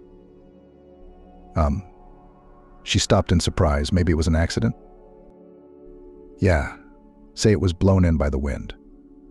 I'm a friend of men. I know them like the back of my hand. He came in tired, with someone else's hair on, and he's working hard, poor man." "What are you implying?" Linda looked round the room. "I'm not implying anything yet, but I have the fact on my fingers." Catherine shrugged her shoulders. "We need to watch him. Think back. Maybe you had something strange going on." Linda thought about it. Her friend's suspicions had shifted the bricks of her inner fortress just a little, but it was enough to make the building shake. Ray had replaced in Linda the father she had been deprived of. He became both friend and husband at once. The first years they lived soul to soul, understood each other without words, and as if a whole universe was formed in the merger of 2 dissimilar characters. Then they experienced several crises in their relationship. There were quarrels, as with everyone, but they quickly became the past. For the last year they lived a very measured relationship, but loaded professionally. Both worked hard to achieve their goals. Maybe they started to socialize less. "Is everything okay in bed?" Catherine questioned her. "Well, maybe because of the work became a little less." "Yes," agreed Linda. "Yes, what are you bothering at all? There is one hair, and already panic." "Her hair is where it all starts." Catherine raised her finger authoritatively. "I advise you to go through his pockets, sniff his shirts and his laptop too." "I'm not going to sniff his shirts. What's the big deal?" Linda was indignant, although subconsciously doubts were already clinging to her. "And also go to his workplace.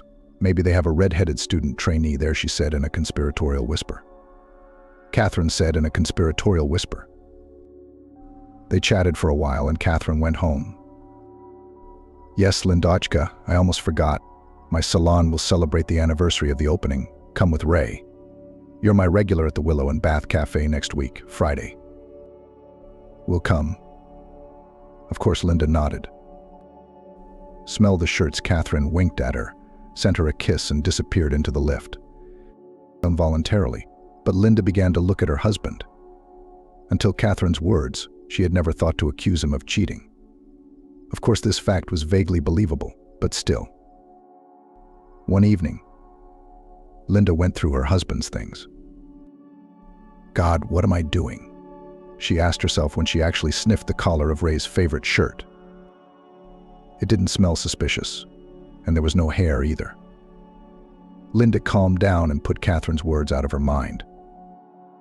Catherine is Catherine, and her Ray is not like that. She had long ago accepted his job and the need to socialize with loads of people in a day. Whoever her husband might have had a meeting with. It's all nonsense. "Ray, we're all right, aren't we?"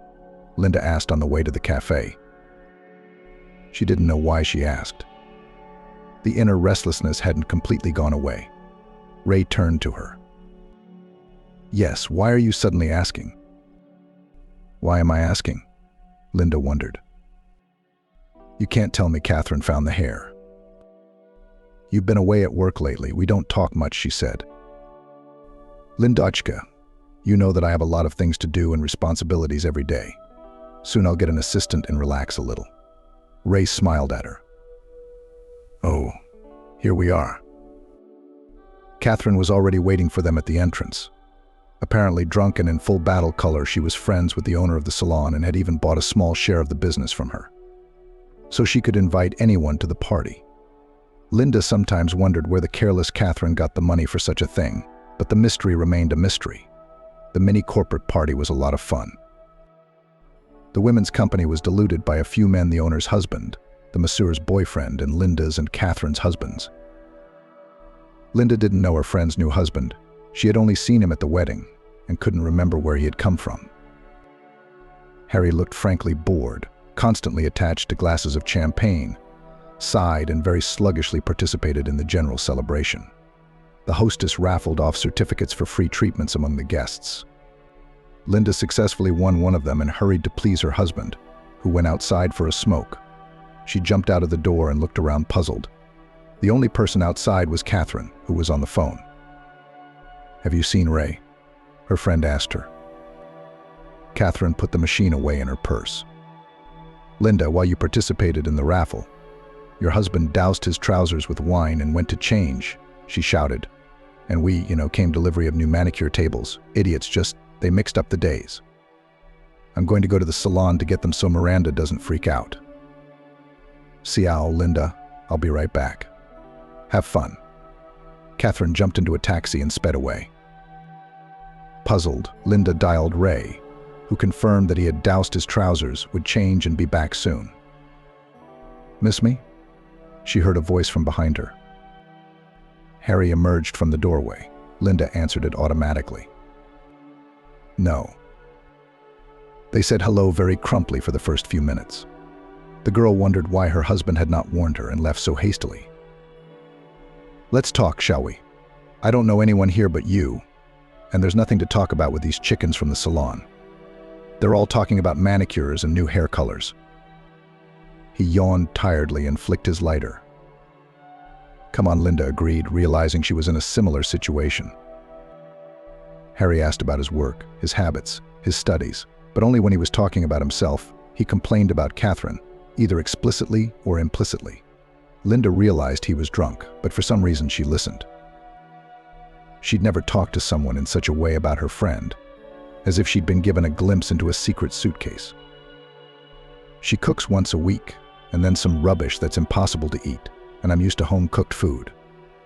My mom was a cook all her life." Harry sighed. "You work here from morning till night. You want borscht to eat, cutlets, pies, and she'll buy salads or dumplings, dear. Ugh. But she puts on makeup for 3 hours." "Why did you get married then?" Cautiously switching to you, asked Linda. "She's beautiful. She's so beautiful. You can't take your eyes off her. When I saw her, everything, the veil covered my brain. But now you realize that you can't eat beauty alone." Harry finished smoking, moved closer and whispered. "And I gave her money for a share in that damn salon for some reason. I thought she'd stop hanging around there herself. She'd be home to manage and earn an income. No way." Linda suddenly felt sorry for Harry. She realized that his rose-colored glasses had shattered inside. On the one hand, he'd seen who he'd married, and on the other hand, beauty had always fooled men. "I'd like a wife like you, Linda, a calm, responsible, homely woman who's ready to raise children. Not plaster chickens in front of the mirror," Harry said, looking into her eyes. Linda was taken aback and pulled her fingers out of Harry's hands, which he had already managed to grab. "I don't think that's a good idea," the girl cut him off. "We should have gone back inside a long time ago." She turned and walked quickly into the cafe. Her heart was pounding frantically, her head was full of bewilderment and shame, her ears were ticking. Linda sat down in her seat at the table and poured half a glass of wine. "Shall I tell Catherine what happened, the complaints, Harry and the fat hints? She'll start questioning him. They'll have a fight, have to stir it all up again." "No, let them deal with their own problems and each other." Linda took a swig of her drink and reached for a sandwich. For some reason, she felt sick to her stomach, and she wanted to hug Ray, but he had disappeared. She phoned. Her husband said he was almost there, but he was stuck in traffic, and finally he walked into the cafe in jeans and a t-shirt. About 10 minutes later, a panting Catherine burst in, desperately arguing on the phone with someone. "What kind of idiots are these? This is not a company, this is a quiet horror. Not only did they come on the wrong day, but they almost hurt me." She pointed to a barely visible bruise on her elbow and an abrasion on her forearm. "I'm sorry it took so long." Linda. Ray hugged her from behind. "The traffic would drive you crazy." "Why didn't you warn me?" Linda asked the girl. "I was standing in the middle of the hall with, pardon me, wet trousers. I don't have time to talk. I hurried to the car and rushed to change my trousers." Ray waved his arms guiltily to the sides. Nearby, Catherine continued to make noise and indignation. Linda calmed down a little when she felt her husband's hand on her arm. On the other side of the table sat a silent Harry, glaring at her through the wall of a clear glass. A few days passed. Linda was finishing up her work at the clinic. She was in a good mood. Her last 8-year-old patient had been a delight to her with his bravery and resilience. He even hugged the doctor's aunt goodbye. And under his mum's proud, embarrassed gaze, he said, "Thank you." Of course, Linda could not just let the little hero leave the office and handed him a brand new toothbrush, which was left by the brand representative for promotional purposes. The young doctor had already said goodbye to all her colleagues and was standing at the door when the phone in her pocket rang. "Linda, help me out." Catherine's voice came through the phone. "Come as a model. My student and I need to practice, and the model is sick, the bastard." "Now?" Linda was surprised. "Yes. It's urgent." Catherine begged. "Okay, I'll be right there." The girl hung up the phone. Linda often helped her friend. It was not difficult and pleasant. After all, she always came home with beautiful makeup and styling, and Catherine's training was not disrupted. It took Linda about half an hour to get to the salon. She was already waiting, sat in a chair, and under the popular tracks of the radio airwaves, Catherine and her student began to work. The girlfriend was scattered in another round of thanks and scolded the irresponsible model student who didn't show up. When the work was done and the student went home, Catherine suggested that Linda stay and have a cup of coffee. It turned out very well. Catherine looked at the makeup and said, "She's a smart girl. Maybe something good will come out of her." Linda clapped her eyelashes theatrically, turning one side and then the other. At the same time, she caught a glimpse of the old manicure tables. Linda wouldn't have confused them. She'd been to Catherine's workplace so many times she'd already memorized how the tables stood and on which one, how the light from the window fell. "I thought you said you were going to replace the tables." She stared questioningly at her makeup artist friend. "Where are they?" "They turned out to be defective. We sent them back." Catherine waved her hand. "What, all at once?" Linda wondered. "They all had scratched tops. I told you, idiots. Those movers were pounding them against each other like crazy." Catherine brushed the shadow off her friend's cheek with a brush. "Only spoilt our holiday in nerves." "Did they hit you with the tables too?" Linda nodded at the greenish bruise on the makeup artist's elbow. "Yeah." Catherine didn't even look at her arm. "They opened the door as if it were their home. And I got bumped for company." The friends were finishing their coffee and had long ago switched to another topic, when Catherine, who was scrolling through the news feed on her phone, suddenly jumped in. Linda looked. She shoved a machine with a picture open on the screen to Linda's nose. The girl looked at the picture and hesitated. The photo was of the entire staff of the agency where Ray worked. The guys were with some certificates in their hands, apparently another award from the big shots. But another interesting thing was that a young red-haired girl was standing next to Ray. "Aha!" Catherine shouted triumphantly. "I told you so, I told you so." "I told you so," Linda said, looking at the photograph. I felt sick to my stomach. The nasty feeling from her conversation with Harry and the homespun excitement of finding the red hair again. "It's okay, Linda, we'll expose him." Catherine clenched her manicured fingers into a fist. "If anything, you'll be the first to file for divorce." "What divorce, Catherine?" Linda jumped up like a flaming rock. "It's not even clear yet." "It's as clear as day, dear." Your friend folded her arms authoritatively across her chest. "Your ray's gone off and we've got to go over there and pull that redhead's hair out." "Right." Linda clenched her hands on her temples. "I don't believe in this nonsense."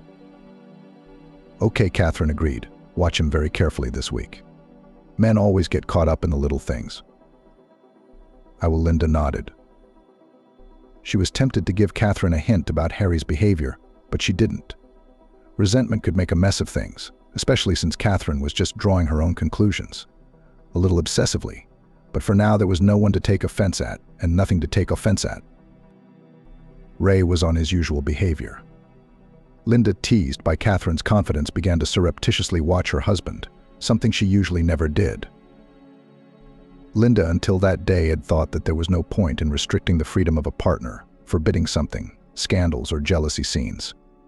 She had realized this when she was still a student, although she loved Ray very much, admired him as a man, as a human being. The more control, the higher the probability of the opposite effect, and to arrange emotional swings with a choleric sanguine like her husband, a noisy and dangerous task. Scenes and emotions to that was enough at work. At home wanted to be calm. He said so himself. During the day, the young editor is a chameleon to adjust to anyone who got to his office, and in the evening, at home wanted to be himself. Feeling like a delinquent schoolgirl, Linda rummaged through her husband's rucksack, his notebook, while he was in the shower. She found a list of phone numbers and women's names on the pages of the notebook and a strange pink-colored pen in his jacket pocket. Her heart pounded, thudding in her ears, as if it had been covered with a bucket. "Linda, what are you doing?" Ray stood in the doorway, looking at his wife in amazement. The girl froze with the evidence she had found in her hands. "Are you accusing me of something?" The man folded his arms across his chest. "What is it?" Linda jabbed her finger at the list of numbers. "These are the candidates for the assistant position." The man shrugged his shoulders indifferently. "I interviewed them last week. I put them all here. Why?" "Did you use this?" Linda waved a pink girl's pen in the air. "First my own. Then I ran out of paste and Kira lent me her writing utensils. What's the problem? Why are you going through my stuff?" Ray looked round at the slight mess on the desk. Nostrils dilating, Linda felt like a fool. She mumbled something under her breath, slipped the notebook and pen to her husband, and went into the kitchen. His explanations were very convincing, but the worm of paranoia continued to gnaw its way into her thoughts. Linda squeezed her temples with her hands and sat down at the table in the kitchen. She grabbed her phone and texted Catherine about what had happened. The makeup artist didn't believe her friend's husband's excuses and suggested that she follow up with him to be sure. Linda looked at her schedule, figured something out, and texted back. "Come on." Linda went to bed late. Ray was already having his 10th dream when she finally settled down. Before that, she stared at her sleeping husband's face for a long time, trying to find answers to the questions that tormented her. In the morning, she pulled herself together, pretended that nothing had happened, walked Ray to work, and waited for Catherine. Her friend arrived just as Ray drove out of the yard. "You ready?" Catherine's voice had a poorly concealed excitement, as if she'd been waiting a long time for permission. "Do I have a choice?" Larissa looked at her as she buckled her seatbelt in the car. "Well, you might not like what you see if you see anything." Catherine corrected herself, shrugging her shoulders. "But I'd rather not see anything, of course." "He's a little distant," Linda murmured as they caught up with Ray on the road and pulled a few cars ahead of them. He seemed fine, but something was wrong. "That's how it starts," Catherine nodded, looking down the road. "First they get cold feet and then they start lying. Our feminine instincts can't be fooled." "Did your previous husband cheat on you?" Linda suddenly blurted out for some reason. Katya jerked slightly at the wheel, so surprised by the question. "Bill might have cheated," she said uncertainly, "but I didn't care anymore. I went out on a date, and I realized I was sick of Bill. Yeah, I felt sorry for him. I didn't tell him, and when he got bored, I filed for divorce." "Aren't you afraid that Harry might cheat on you?" Linda barely restrained her impulse to spill the truth. "Harry? Please." Catherine waved her hand, instantly relaxing. "He's in love with me like a dog, always waiting for me." "He's not that in love." Linda muttered under her breath so Catherine wouldn't hear. They pulled into the car park outside Ray's work. His car was already there. It was going to be a long ambush.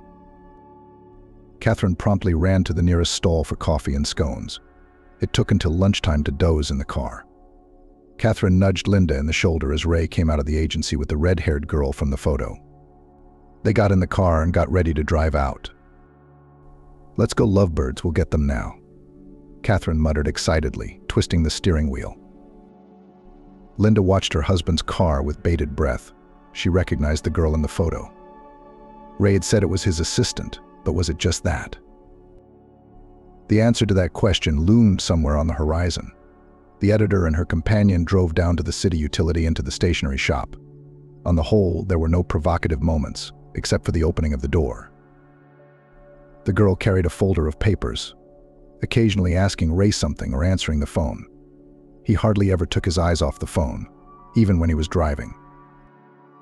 "Yeah, he's holding the door for you." Catherine's eyes widened when she noticed her friend's husband's gesture of kindness. "Almost always," Linda replied, following Ray with her eyes. "Look, why don't you call him right now?" Catherine suggested. "Ask him what he's doing and see what the answer is." Linda dialed the number and waited. Ray's phone was busy, but he switched calls almost immediately and picked up. "Hi, did you pick up lunch?" she blurted out at his hello. "No, I'll eat in the canteen." "Don't worry," her husband replied in a completely calm voice. "All right," Linda stretched out. "How was your day?" "I'm traveling for work." "And why are you calling?" "No reason." Linda sensed that her husband suspected something. "I'll see you tonight, bye." Catherine listened to this conversation with her arms folded across her chest. He didn't say he was traveling with a woman. She waggled her eyebrows expressively, hiding. That's right. Her wooden confidence pierced the last shield of doubt in Linda's chest. Why the hell does he even need an assistant? Catherine clasped her hands together. Somehow he's been working on his own for 2 years, and nothing. And now all of a sudden, the ambition of the head of the brain. "I don't know." Linda was staring out the window. "Tired, I guess." "Yeah, from work or your wife." Catherine snorted. "Let's go home. Are you drinking white or red?" In the evening, Ray found the 2 drunken girlfriends at home. Linda couldn't get Catherine out of the house for about an hour. She was asking for a drink. She was hugging. She was hugging. She was losing something in her bag. Eventually, Harry arrived and took his rambunctious wife himself. He cast a glance at Linda, full of interest and question, and they left. Now her husband seemed to Linda the best and most innocent of men. She fell dreamily asleep, hugging her pillow and whispering something to it with just her lips. Ray sat in the chair and waited for his spouse to fall asleep. He did not scold her, did not lecture her, only set the alarm clock, put a couple of loose pills on the table, and put a glass of water. Then he went out, standing on the threshold of the room as if in doubt, but the second confusion lasted only a moment. The man glanced at Linda, nodded to himself, and closed the bedroom door. Linda became nervous and twitchy. She began to be late for work. For the first time, she snapped at a patient who traveled to her from across town. "Linda, maybe you should take a holiday?" sympathetically asked the admin girls at the front desk. "Maybe I will," replied the doctor, wrinkling her forehead tensely. She began to notice a cooling in her and Ray's relationship. He hugged her dryly, he forgot the usual little things, or he dropped her calls and called her back. Linda remembered the way the other female students looked at him during their studies. Ray always stood out. He was stately, charismatic, had a great sense of humor, and a sharp mind. Next to him, she, but felt sometimes that she was falling short. Over the years, Ray had not lost any of his appeal, and even became even brighter. "You've got a payday today. Go to the shopping center, buy yourself something, a dress, shoes, and your mood will improve," advised Linda. It was a good idea. In this turmoil, she had almost forgotten that it was the height of summer, and she didn't have to be cramped with stupid jeans and notorious t-shirts. Linda called Catherine and suggested that they go shopping together after work, but her friend said she was busy and refused. In the shopping center, the windows were full of sale posters.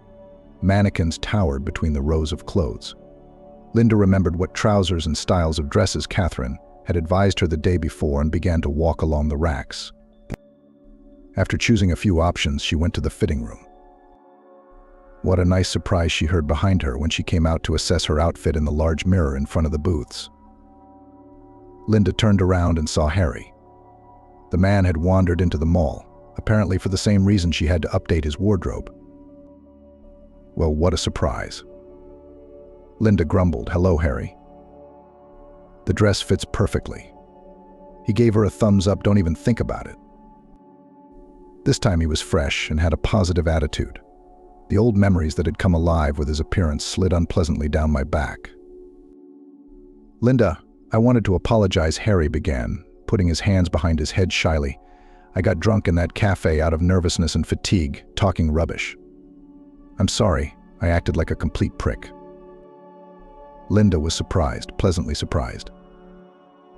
"Okay, it happens. What are you doing here?" She glanced round the shop, as if confirming the question. "I closed a nerve-wracking deal at work, exhaled, and decided to buy something I'd been wanting for a while." Harry nodded at the bag from the hardware shop, and the new jeans are a bonus. Linda looked at the jeans appraisingly. "You take them too, don't think twice." She smiled slightly. Even this sudden company in the form of Harry was somehow to her liking. Maybe it was a distraction from her obsessive thoughts. Maybe she needed a counselor, or maybe it was something else.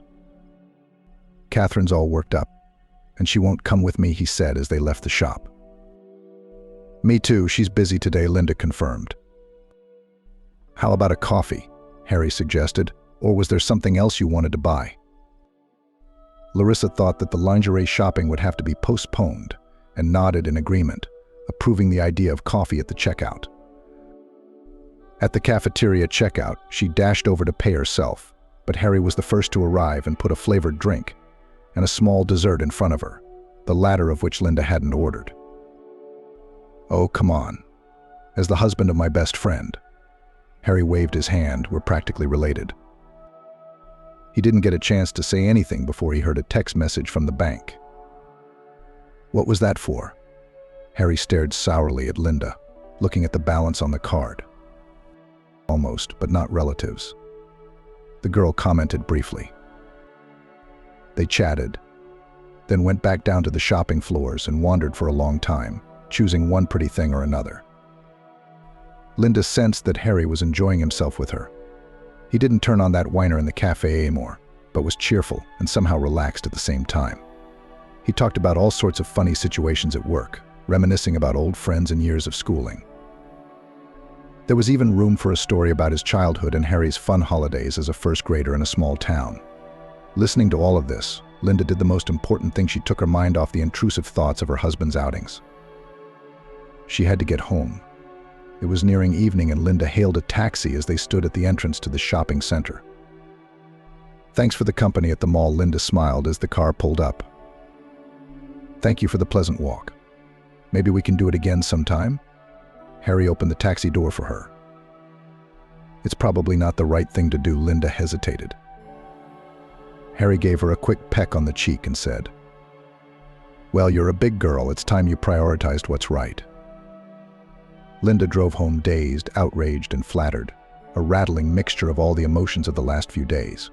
Resentment towards her husband, worry about their private life, irritation, and into all of it sprinkled sparks of innuendo from Harry. It wasn't right. It wasn't nice that she was having coffee with her best friend's husband, who was making ambiguous hints to her for the second time. Why? Well, of course she knew why. She knew that she loved Ray. She knew that she valued Catherine as a friend and loved one. And she knew that she wasn't ready to go for what Harry was veiledly offering her. All plain and simple. But then why is she flattered by his attention? Is it not compensation for a grudge from Ray? How long has it been since he spent almost half of his day off with her? The more Linda thought about it, the more the questions became, leading her into the wilds or to an unpleasant crossroads. "Tomorrow I'll talk to Ray straight," Linda decided, "and I'll tell Catherine the truth about her husband. That'll be the right way to prioritize." The next day, Linda had few patience, so she got off early after work. On the way, she received a call from a nervous Ray, asking her to bring the work phone she had forgotten at home. On the way, she thought about the best words to say to her friend and her husband. She decided to start with the first one. She dialed Catherine's number and proposed to meet in the evening. The makeup artist happily sang into the phone about her agreement and even asked if she should dress up. "No, we'll just sit around," came the reply. As Linda entered the flat, she heard Ray's work phone ringing. She picked it up from the mirror in the hallway and glanced absently at the screen. There were about 10 missed calls. "Will computers, information bridge, Brad, Linda mumbled, flicking through the screen on her smartphone. She was already getting into a taxi when a text message sent around 1 o'clock in the morning caught her eye. I missed you, my affectionate boss. Looking forward to tomorrow. Linda felt as if she had been splashed with cold water. There it was. Her suspicions, here in her hands on the screen of her husband's phone. Tears welled up in her eyes, her nose stung, and her throat was filled with rage and jealousy. Linda caught her own gaze in the rearview mirror and was taken aback. She was looking at an angry and deceived woman who wanted revenge and justice. All plans to talk to her husband were forgotten in a moment. Boss, Linda hissed, clutching the phone so tightly that it almost cracked. The taxi driver involuntarily glanced at the passenger. He could sense with his spinal cord that something was going on behind him. The only thing the girl managed to do before jealousy finally drowned her in its cauldron was to write down the number the text message had been sent from. Linda burst into the agency's office with flaming cheeks. The staff said hello to her, but the girl didn't hear. She yanked Ray's office door open to the astonished stares, but it wouldn't budge. Ray, at lunch, said a fellow journalism student timidly, emerging from the right. He was the first one to catch Linda's furious gaze. We'll wait for him here. Linda glanced angrily at the assistant's empty chair next to the office and plumped down in her chair, tapping her fingers on the desktop. The whole office stared at her with a mixture of fear and bewilderment. Someone had apparently called Ray on the sly, and he came rushing in a few minutes later. How's it good, sweetheart? Linda got up from her chair and angrily shoved the phone screen with the message into his nose. At the same time, she glared angrily at Kira, who was frozen in the doorway behind the boss with a stack of documents. Linda, what's the gig? Ray tried to pull his wife into the office. Come on, let's talk calmly. Linda pulled out of her husband's arms and expressively raised her hand with the phone, showing it to the whole office. No, why? I want everyone to know what a wonderful person you are. She emphasized the word wonderful, a decent boss and a faithful husband. Ray clutched his head, feeling Spanish shame for his wife. And you should be. Linda pointed her finger at a stunned Kira, ashamed of yourself for messing around with a married man. Linda, stop it. Ray grabbed his wife in an arm and dragged her forcefully into his office. Let me go, you traitor. Linda lashed out, hitting her hand on the door. Annoyed, Ray sat his wife in his chair and loomed over her. What did you do? And even if it's such an emergency, why the show? What are you trying to accomplish? Linda looked at him with eyes red with rage and tears. She shoved the work phone and the message on it in her husband's face again. How do you explain this? Sleeping with your young assistant, huh? That's it. The old wife is no longer honored. Linda, have you lost your mind? Ray rubbed the bridge of his nose and exhaled. Somebody obviously got the wrong number in the heat of the moment. I even know. Linda crossed her arms over her chest, that red head with the hair you come home with. Jesus, don't you have anything better to do than look for other people's hair on my shirts? Ray rolled his eyes. Find something more productive to do. And Kira has a fiancé, just so you know. And you call your Kira's number, and we'll find out if she's wrong or not. Linda demanded with clenched fists. Everything inside her was boiling with rage and responded with a new wave to every phrase of her husband. Her back was soaked, her cheeks and forehead were burning. Ray picked up his work smartphone and pressed the speakerphone during a call. The answering machine's electronic voice came through the receiver. It rang several times, but to no avail. That doesn't prove anything, Linda said. Linda, go home. Please stop embarrassing me in front of my subordinates, Ray asked in a very firm, quiet voice, turning away to the window. The girl felt that her claims were being ignored, that it was as if everyone was laughing at her in her voice without being embarrassed about it. Why did it say the word supervisor? She threw back at Ray, grabbing the doorknob. I have no idea. As if there weren't enough bosses in town, Ray replied without turning round. Linda stepped out of her husband's office, and a dozen curious eyes stared at her. She walked briskly down the corridor, not looking at anyone, and on the way out of the building she saw Kira standing by the car park. She was being hugged and apparently comforted by some guy. Linda froze for a moment, and then shame came over her in a wave that burned her from the inside out. Tears held back for so long tore down the barrier and dripped from her eyes. It's okay. Linda. Catherine counted drops of valerian. Men, they are so dodgy, cunning, but do not cry because of it. Appreciate your dignity. She handed Linda a glass of water and a sedative. Catherine arrived as soon as she heard her friend's unintelligible voice mixed with crying. Catherine, I've embarrassed him. She took the glass with a shaky hand, and him and me. I'm anticipating a story on their website editor's sleep-deprived ex-wife breaks into office. Oh my God, that's embarrassing. Linda was in tears again. She hadn't been able to calm down for about an hour. Well, Catherine said, at least you're remembered.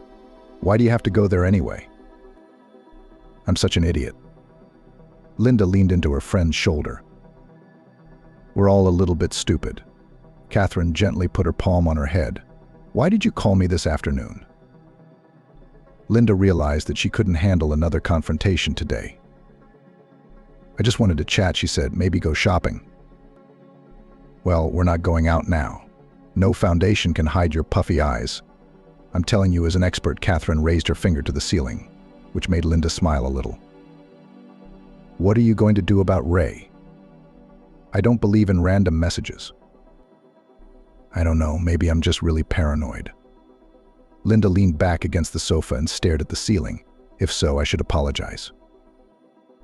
I'd still dig. Catherine did not stop. It would be reckless of him to sleep with his almost secretary. It's like a joke situation. There's someone else, that's for sure. I'll talk to him, Linda breathed out, if I could. For some reason, she dialed the number she had copied from her husband's phone again, and once again it was answered by the monotonous muttering of an electronic robot. Ray came home late that evening, but Linda still waited for him. Her husband looked at her glumly and, without a word, left for the shower. Ray, I'm sorry. Linda waited for him in the room. The man walked past her, shaking his head. I'll forgive you, Linda, but my reputation is ruined by your tantrum today. There'll be whispers behind my back, and I gave Kira the day off. I was wrong, Ray. Linda stared sorrowfully at the floor. I'm so ashamed. I was so ashamed. Ray sat down on the other side of the couch. You've turned into some kind of paranoid neurotic, haven't you? Going through my things, sniffing my hair, doing this and that, because of some stupid mistake by some stranger, whoever the hell she is. It just seemed to me that our relationship had grown cold, Linda murmured quietly. When it seems, darling, it's customary to cross yourself, Ray muttered. You're playing the jealous wife, aren't you? The idea had failed. But Catherine said, Linda began. Oh, you and Catherine should be in the yellow ward together with ideas like that. Her husband came at her again. She doesn't know what she's listening to. She can't see what's under her nose, but she's giving you the best advice. She herself has a husband who walks left and right. All of a sudden, Ray stopped halfway through the sentence. It looked as if he'd said something unnecessary, and now he was trying to figure out how to put it back. Linda's ears perked up. Anyway, the man squeezed the bridge of his nose with his fingers and closed his eyes. Take a sedative and don't talk to Catherine about any of this nonsense. She's a bad influence. Ray got up and left the room, signaling that the conversation was over. Linda was left sitting alone in the dark, confused and full of doubt. Ray knows something about Harry but keeps quiet, male solidarity or something. And why is he suddenly so against Catherine? The tormented Linda paid no attention to her husband's real coldness and his blatant unwillingness to address the problem and forgive her. A week passed. Life went on as usual. The head doctor of the clinic informed Linda that she and 2 other young dentists were going to a 3-day conference in another city. The girl was even a little happy about this turn of events. It might help her take her mind off her worries, although outwardly no one would have found any reason to do so in Linda's life. Her husband was friendly to her. Catherine still called and chattered like a magpie about everything. The patients hadn't decreased. But behind the outer mask of normality was the affable coldness of her husband, a girlfriend drowned in rhinestones, and a job that suddenly became exhausting and drained all her energy. Linda could never find the strength to talk to her friend about her spouse. She had no proof on her hands except her own words. No, enough with the suspicions. I'd better get my own family in order first. Ray agreed that the trip would be good for his wife and even bought her a train ticket. Go listen to some smart guys and aunts, go for a walk, and get all the nonsense out of your head, he told Linda as she packed her traveling bag. The train was tapping its wheels. The girl rarely traveled by train, and each time it was a bit of a novelty. Colleagues were arguing animatedly nearby to the clinking of the glass of the cup holders. Maybe Ray's right, I am paranoid. He and I have been together since we were 18, and there's never been any occasion, Linda thought, looking out the window at the passing railway stations and Christmas trees. And the amount of stares at him at uni, I didn't care then, well, hardly. Yes, it's all Catherine's way of panicking herself and others. Whether it was the monotonous choo-choo-choo that chased away the bad thoughts or the atmosphere of the journey, Linda was in a pleasant mood. She put her head down on the iron and freshly laundered linen. I'll be back and we'll definitely go to Grandma's in Iowa, Linda decided and closed her eyes. Training in the company of the sea and the sun really did the girl good. In the morning, she and her colleagues listened to seminars of experienced doctors and presentations of new materials for work, and in the afternoon they went to the beach to sunbathe and swim. The sea climate and fresh air seemed to erase her worries from her mind. Linda thought about how she would return home, how she would tell Ray about the trip, how the two of them would go to the place where the malachite was mined. It's a shame Catherine isn't with me, the girl thought as she watched the waves. She said she hadn't been to the sea for a couple of years. Linda really wanted to share her peacefulness with her loved ones. After all, her colleagues were only colleagues. On the third day, the organizers said that the last speaker couldn't come due to illness, apologized to the participants and informed them that the training was closed. Linda decided not to stay one more day in the hotel with the others, but bought a ticket on the same day and went home. Here's a surprise for Ray, I'll be home early. And with a tan too, she smiled as she looked out the window at the sea. The train arrived at its destination early in the morning. On the journey, Linda had a nice chat with her neighbor and her grandson of 9 years. Granny treated the girl to fruit and enjoyed listening to her stories about work, recalling her own youth. The morning city was just waking up, washed by the night rain. It was not as warm as the sea, and even a little fresh. Outside the window of the taxi passed sleepy alleys and early joggers. In the alleys, the first rays of sunshine dispersed the foggy remnants, played in the puddles and glimmered drops on bushes and tree branches. The taxi driver helped her unload her bag, wished her a good day, and drove off to his new passengers. Linda thought about how she would go up to the flat, go in quietly and get into bed with Ray asleep. How nice that today was her husband's day off and they would be able to sleep through lunch together, then make coffee and talk about the upcoming trip. Linda quietly turned the key in the lock so as not to wake Ray. Quietly, she walked into the flat, and as soon as she saw the familiar corridor, she was dumbfounded. All the good cheer she'd brought with her from the sea had gone down and shattered into tiny pieces. Her heart pounded like the wheels of the train that had brought her back here. There were shoes lying in the corridor that she would have recognized out of 100. They'd bought them together last year and had picked up the last pair in town. The shoes were Catherine's. By the mirror, however, Linda saw her keys and the same painfully familiar car fob. For a moment, a childish, naive thought crept into her head. Maybe something's happened and Catherine's come to ask for help. But the thought was immediately suffocated by the falling curtain of obviousness. From the bedroom, Linda heard soft voices. It seemed to her that her heart was pounding so that the neighbors could hear her. The girl crept quietly to the door and froze, listening to what was going on behind it. I almost talked him into buying me the salon outright from Miranda. A familiar female voice sounded. Will you get a divorce as soon as the deal is official? The husband's voice answered him. The same day. When are you going to file the papers? I'm thinking of what to tell her, followed a sigh. The idea of a fake affair has failed. It failed because someone left their work phone at home, the woman's voice interrupted. I've been working her as hard as I can. A little bit more, and she would have filed for divorce herself. We would have come out dry. And now you either have to talk to her head on, or think of something else. In the forehead is a pity. I don't like her as a woman, but as a human being, I pity her. And it is not a pity to make a show, smirked a female voice. I choose the lesser of two evils, said the male voice. Linda clamped her hands over her mouth and felt the corners of her eyes grow wet. A wave of cold swept down her back, her cheeks felt hot, and her throat felt like it was being squeezed by invisible hands.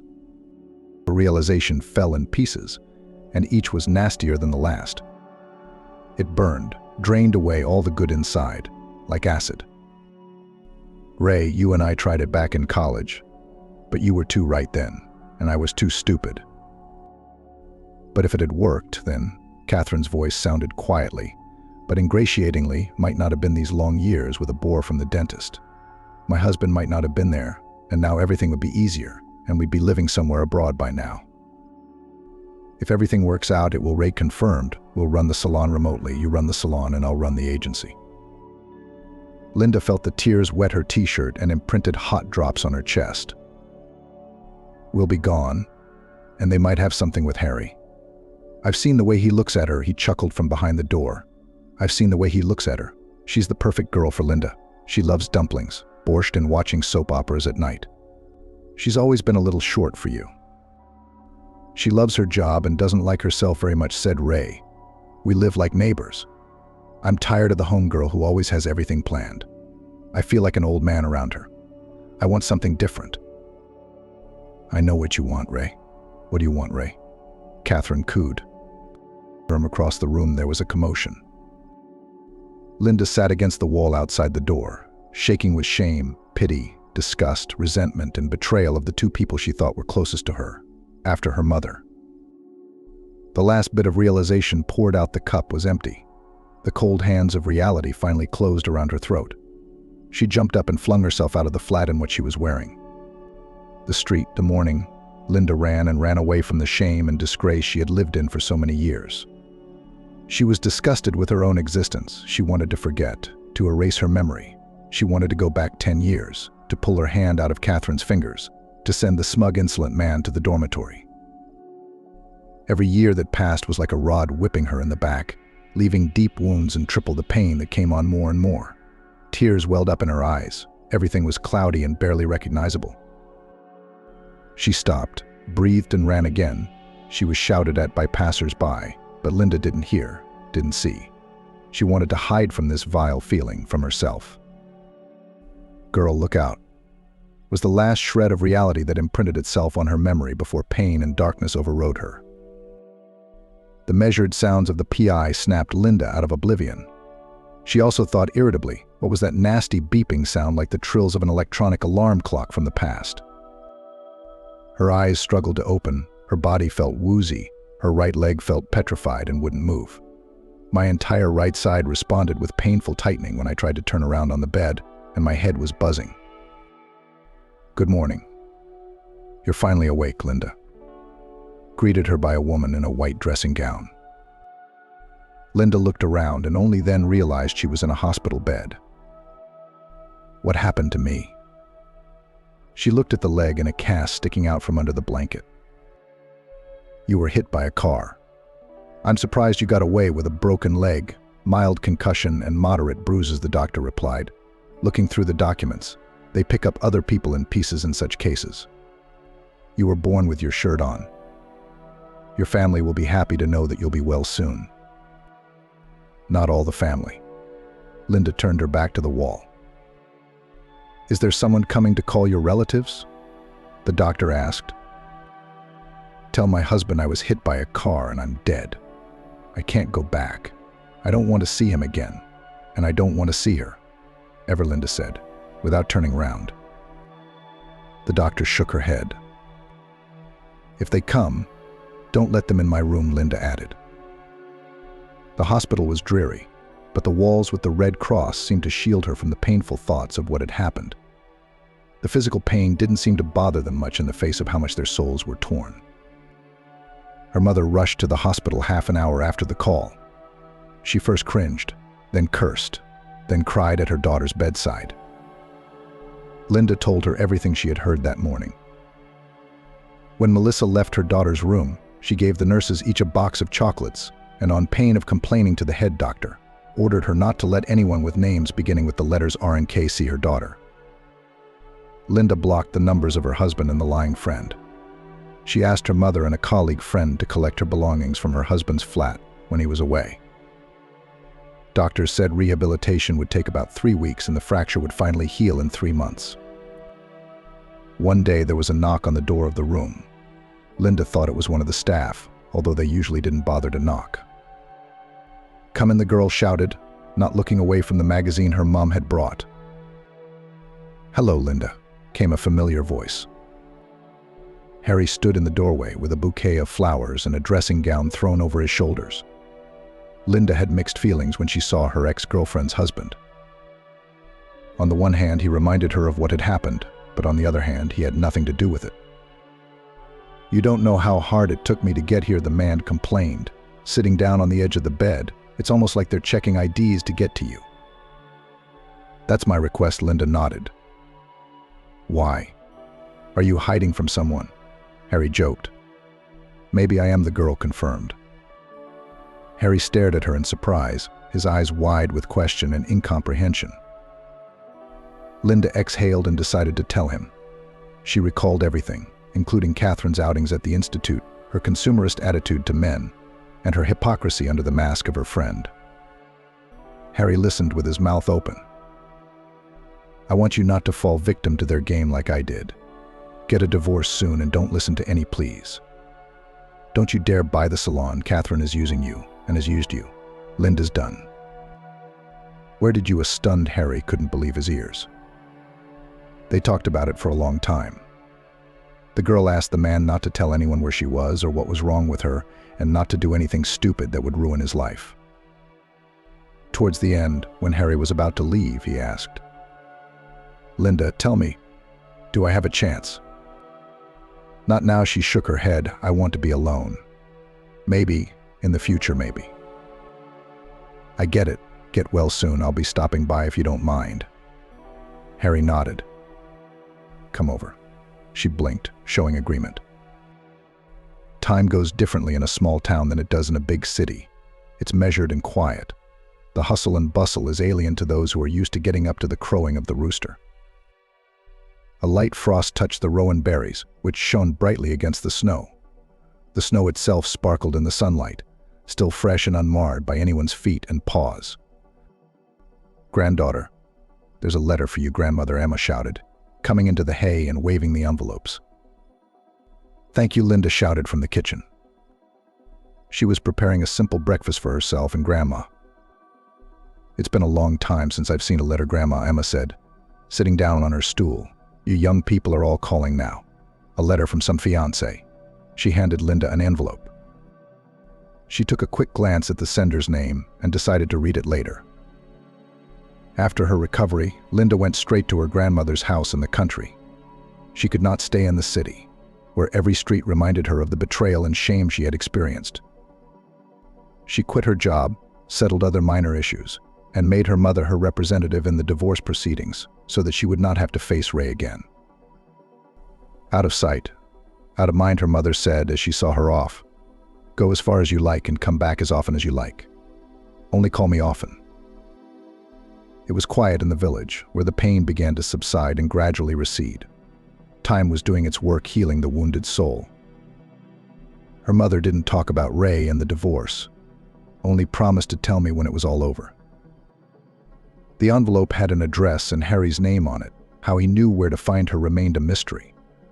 Linda ran her eyes over the lines Harry had written about the divorce, about leaving Catherine with almost nothing. She consciously skipped that part of the letter. "Dear Linda, I realize I'm probably an extra person in your life, but since that evening in the cafe, you haven't left my mind. I've made a lot of mistakes and missed a lot of chances, but I don't want to let you go." The girl paused, listening to herself. Something faintly trembled in her after those words. "I'm willing to wait as long as you say. I hope for a reply, Harry." Linda folded the letter, tucked it away in an envelope, and began to twirl it in her hands. If she was still in doubt at the hospital, she knew for sure now. Grandma Emma came into the room. "Do you think what to write back?" questioned the old woman, looking at the concentrated face of her granddaughter. "I think that old admirers are not invited to a new life." Linda smiled at her grandmother as she tore open the envelope. She tossed the scraps into the bin and looked out the window. "Grandma, the neighbors here probably to ask about Daisy again. They're so restless. They'll heal the animal." The old woman shook her hands and shuffled into the hay.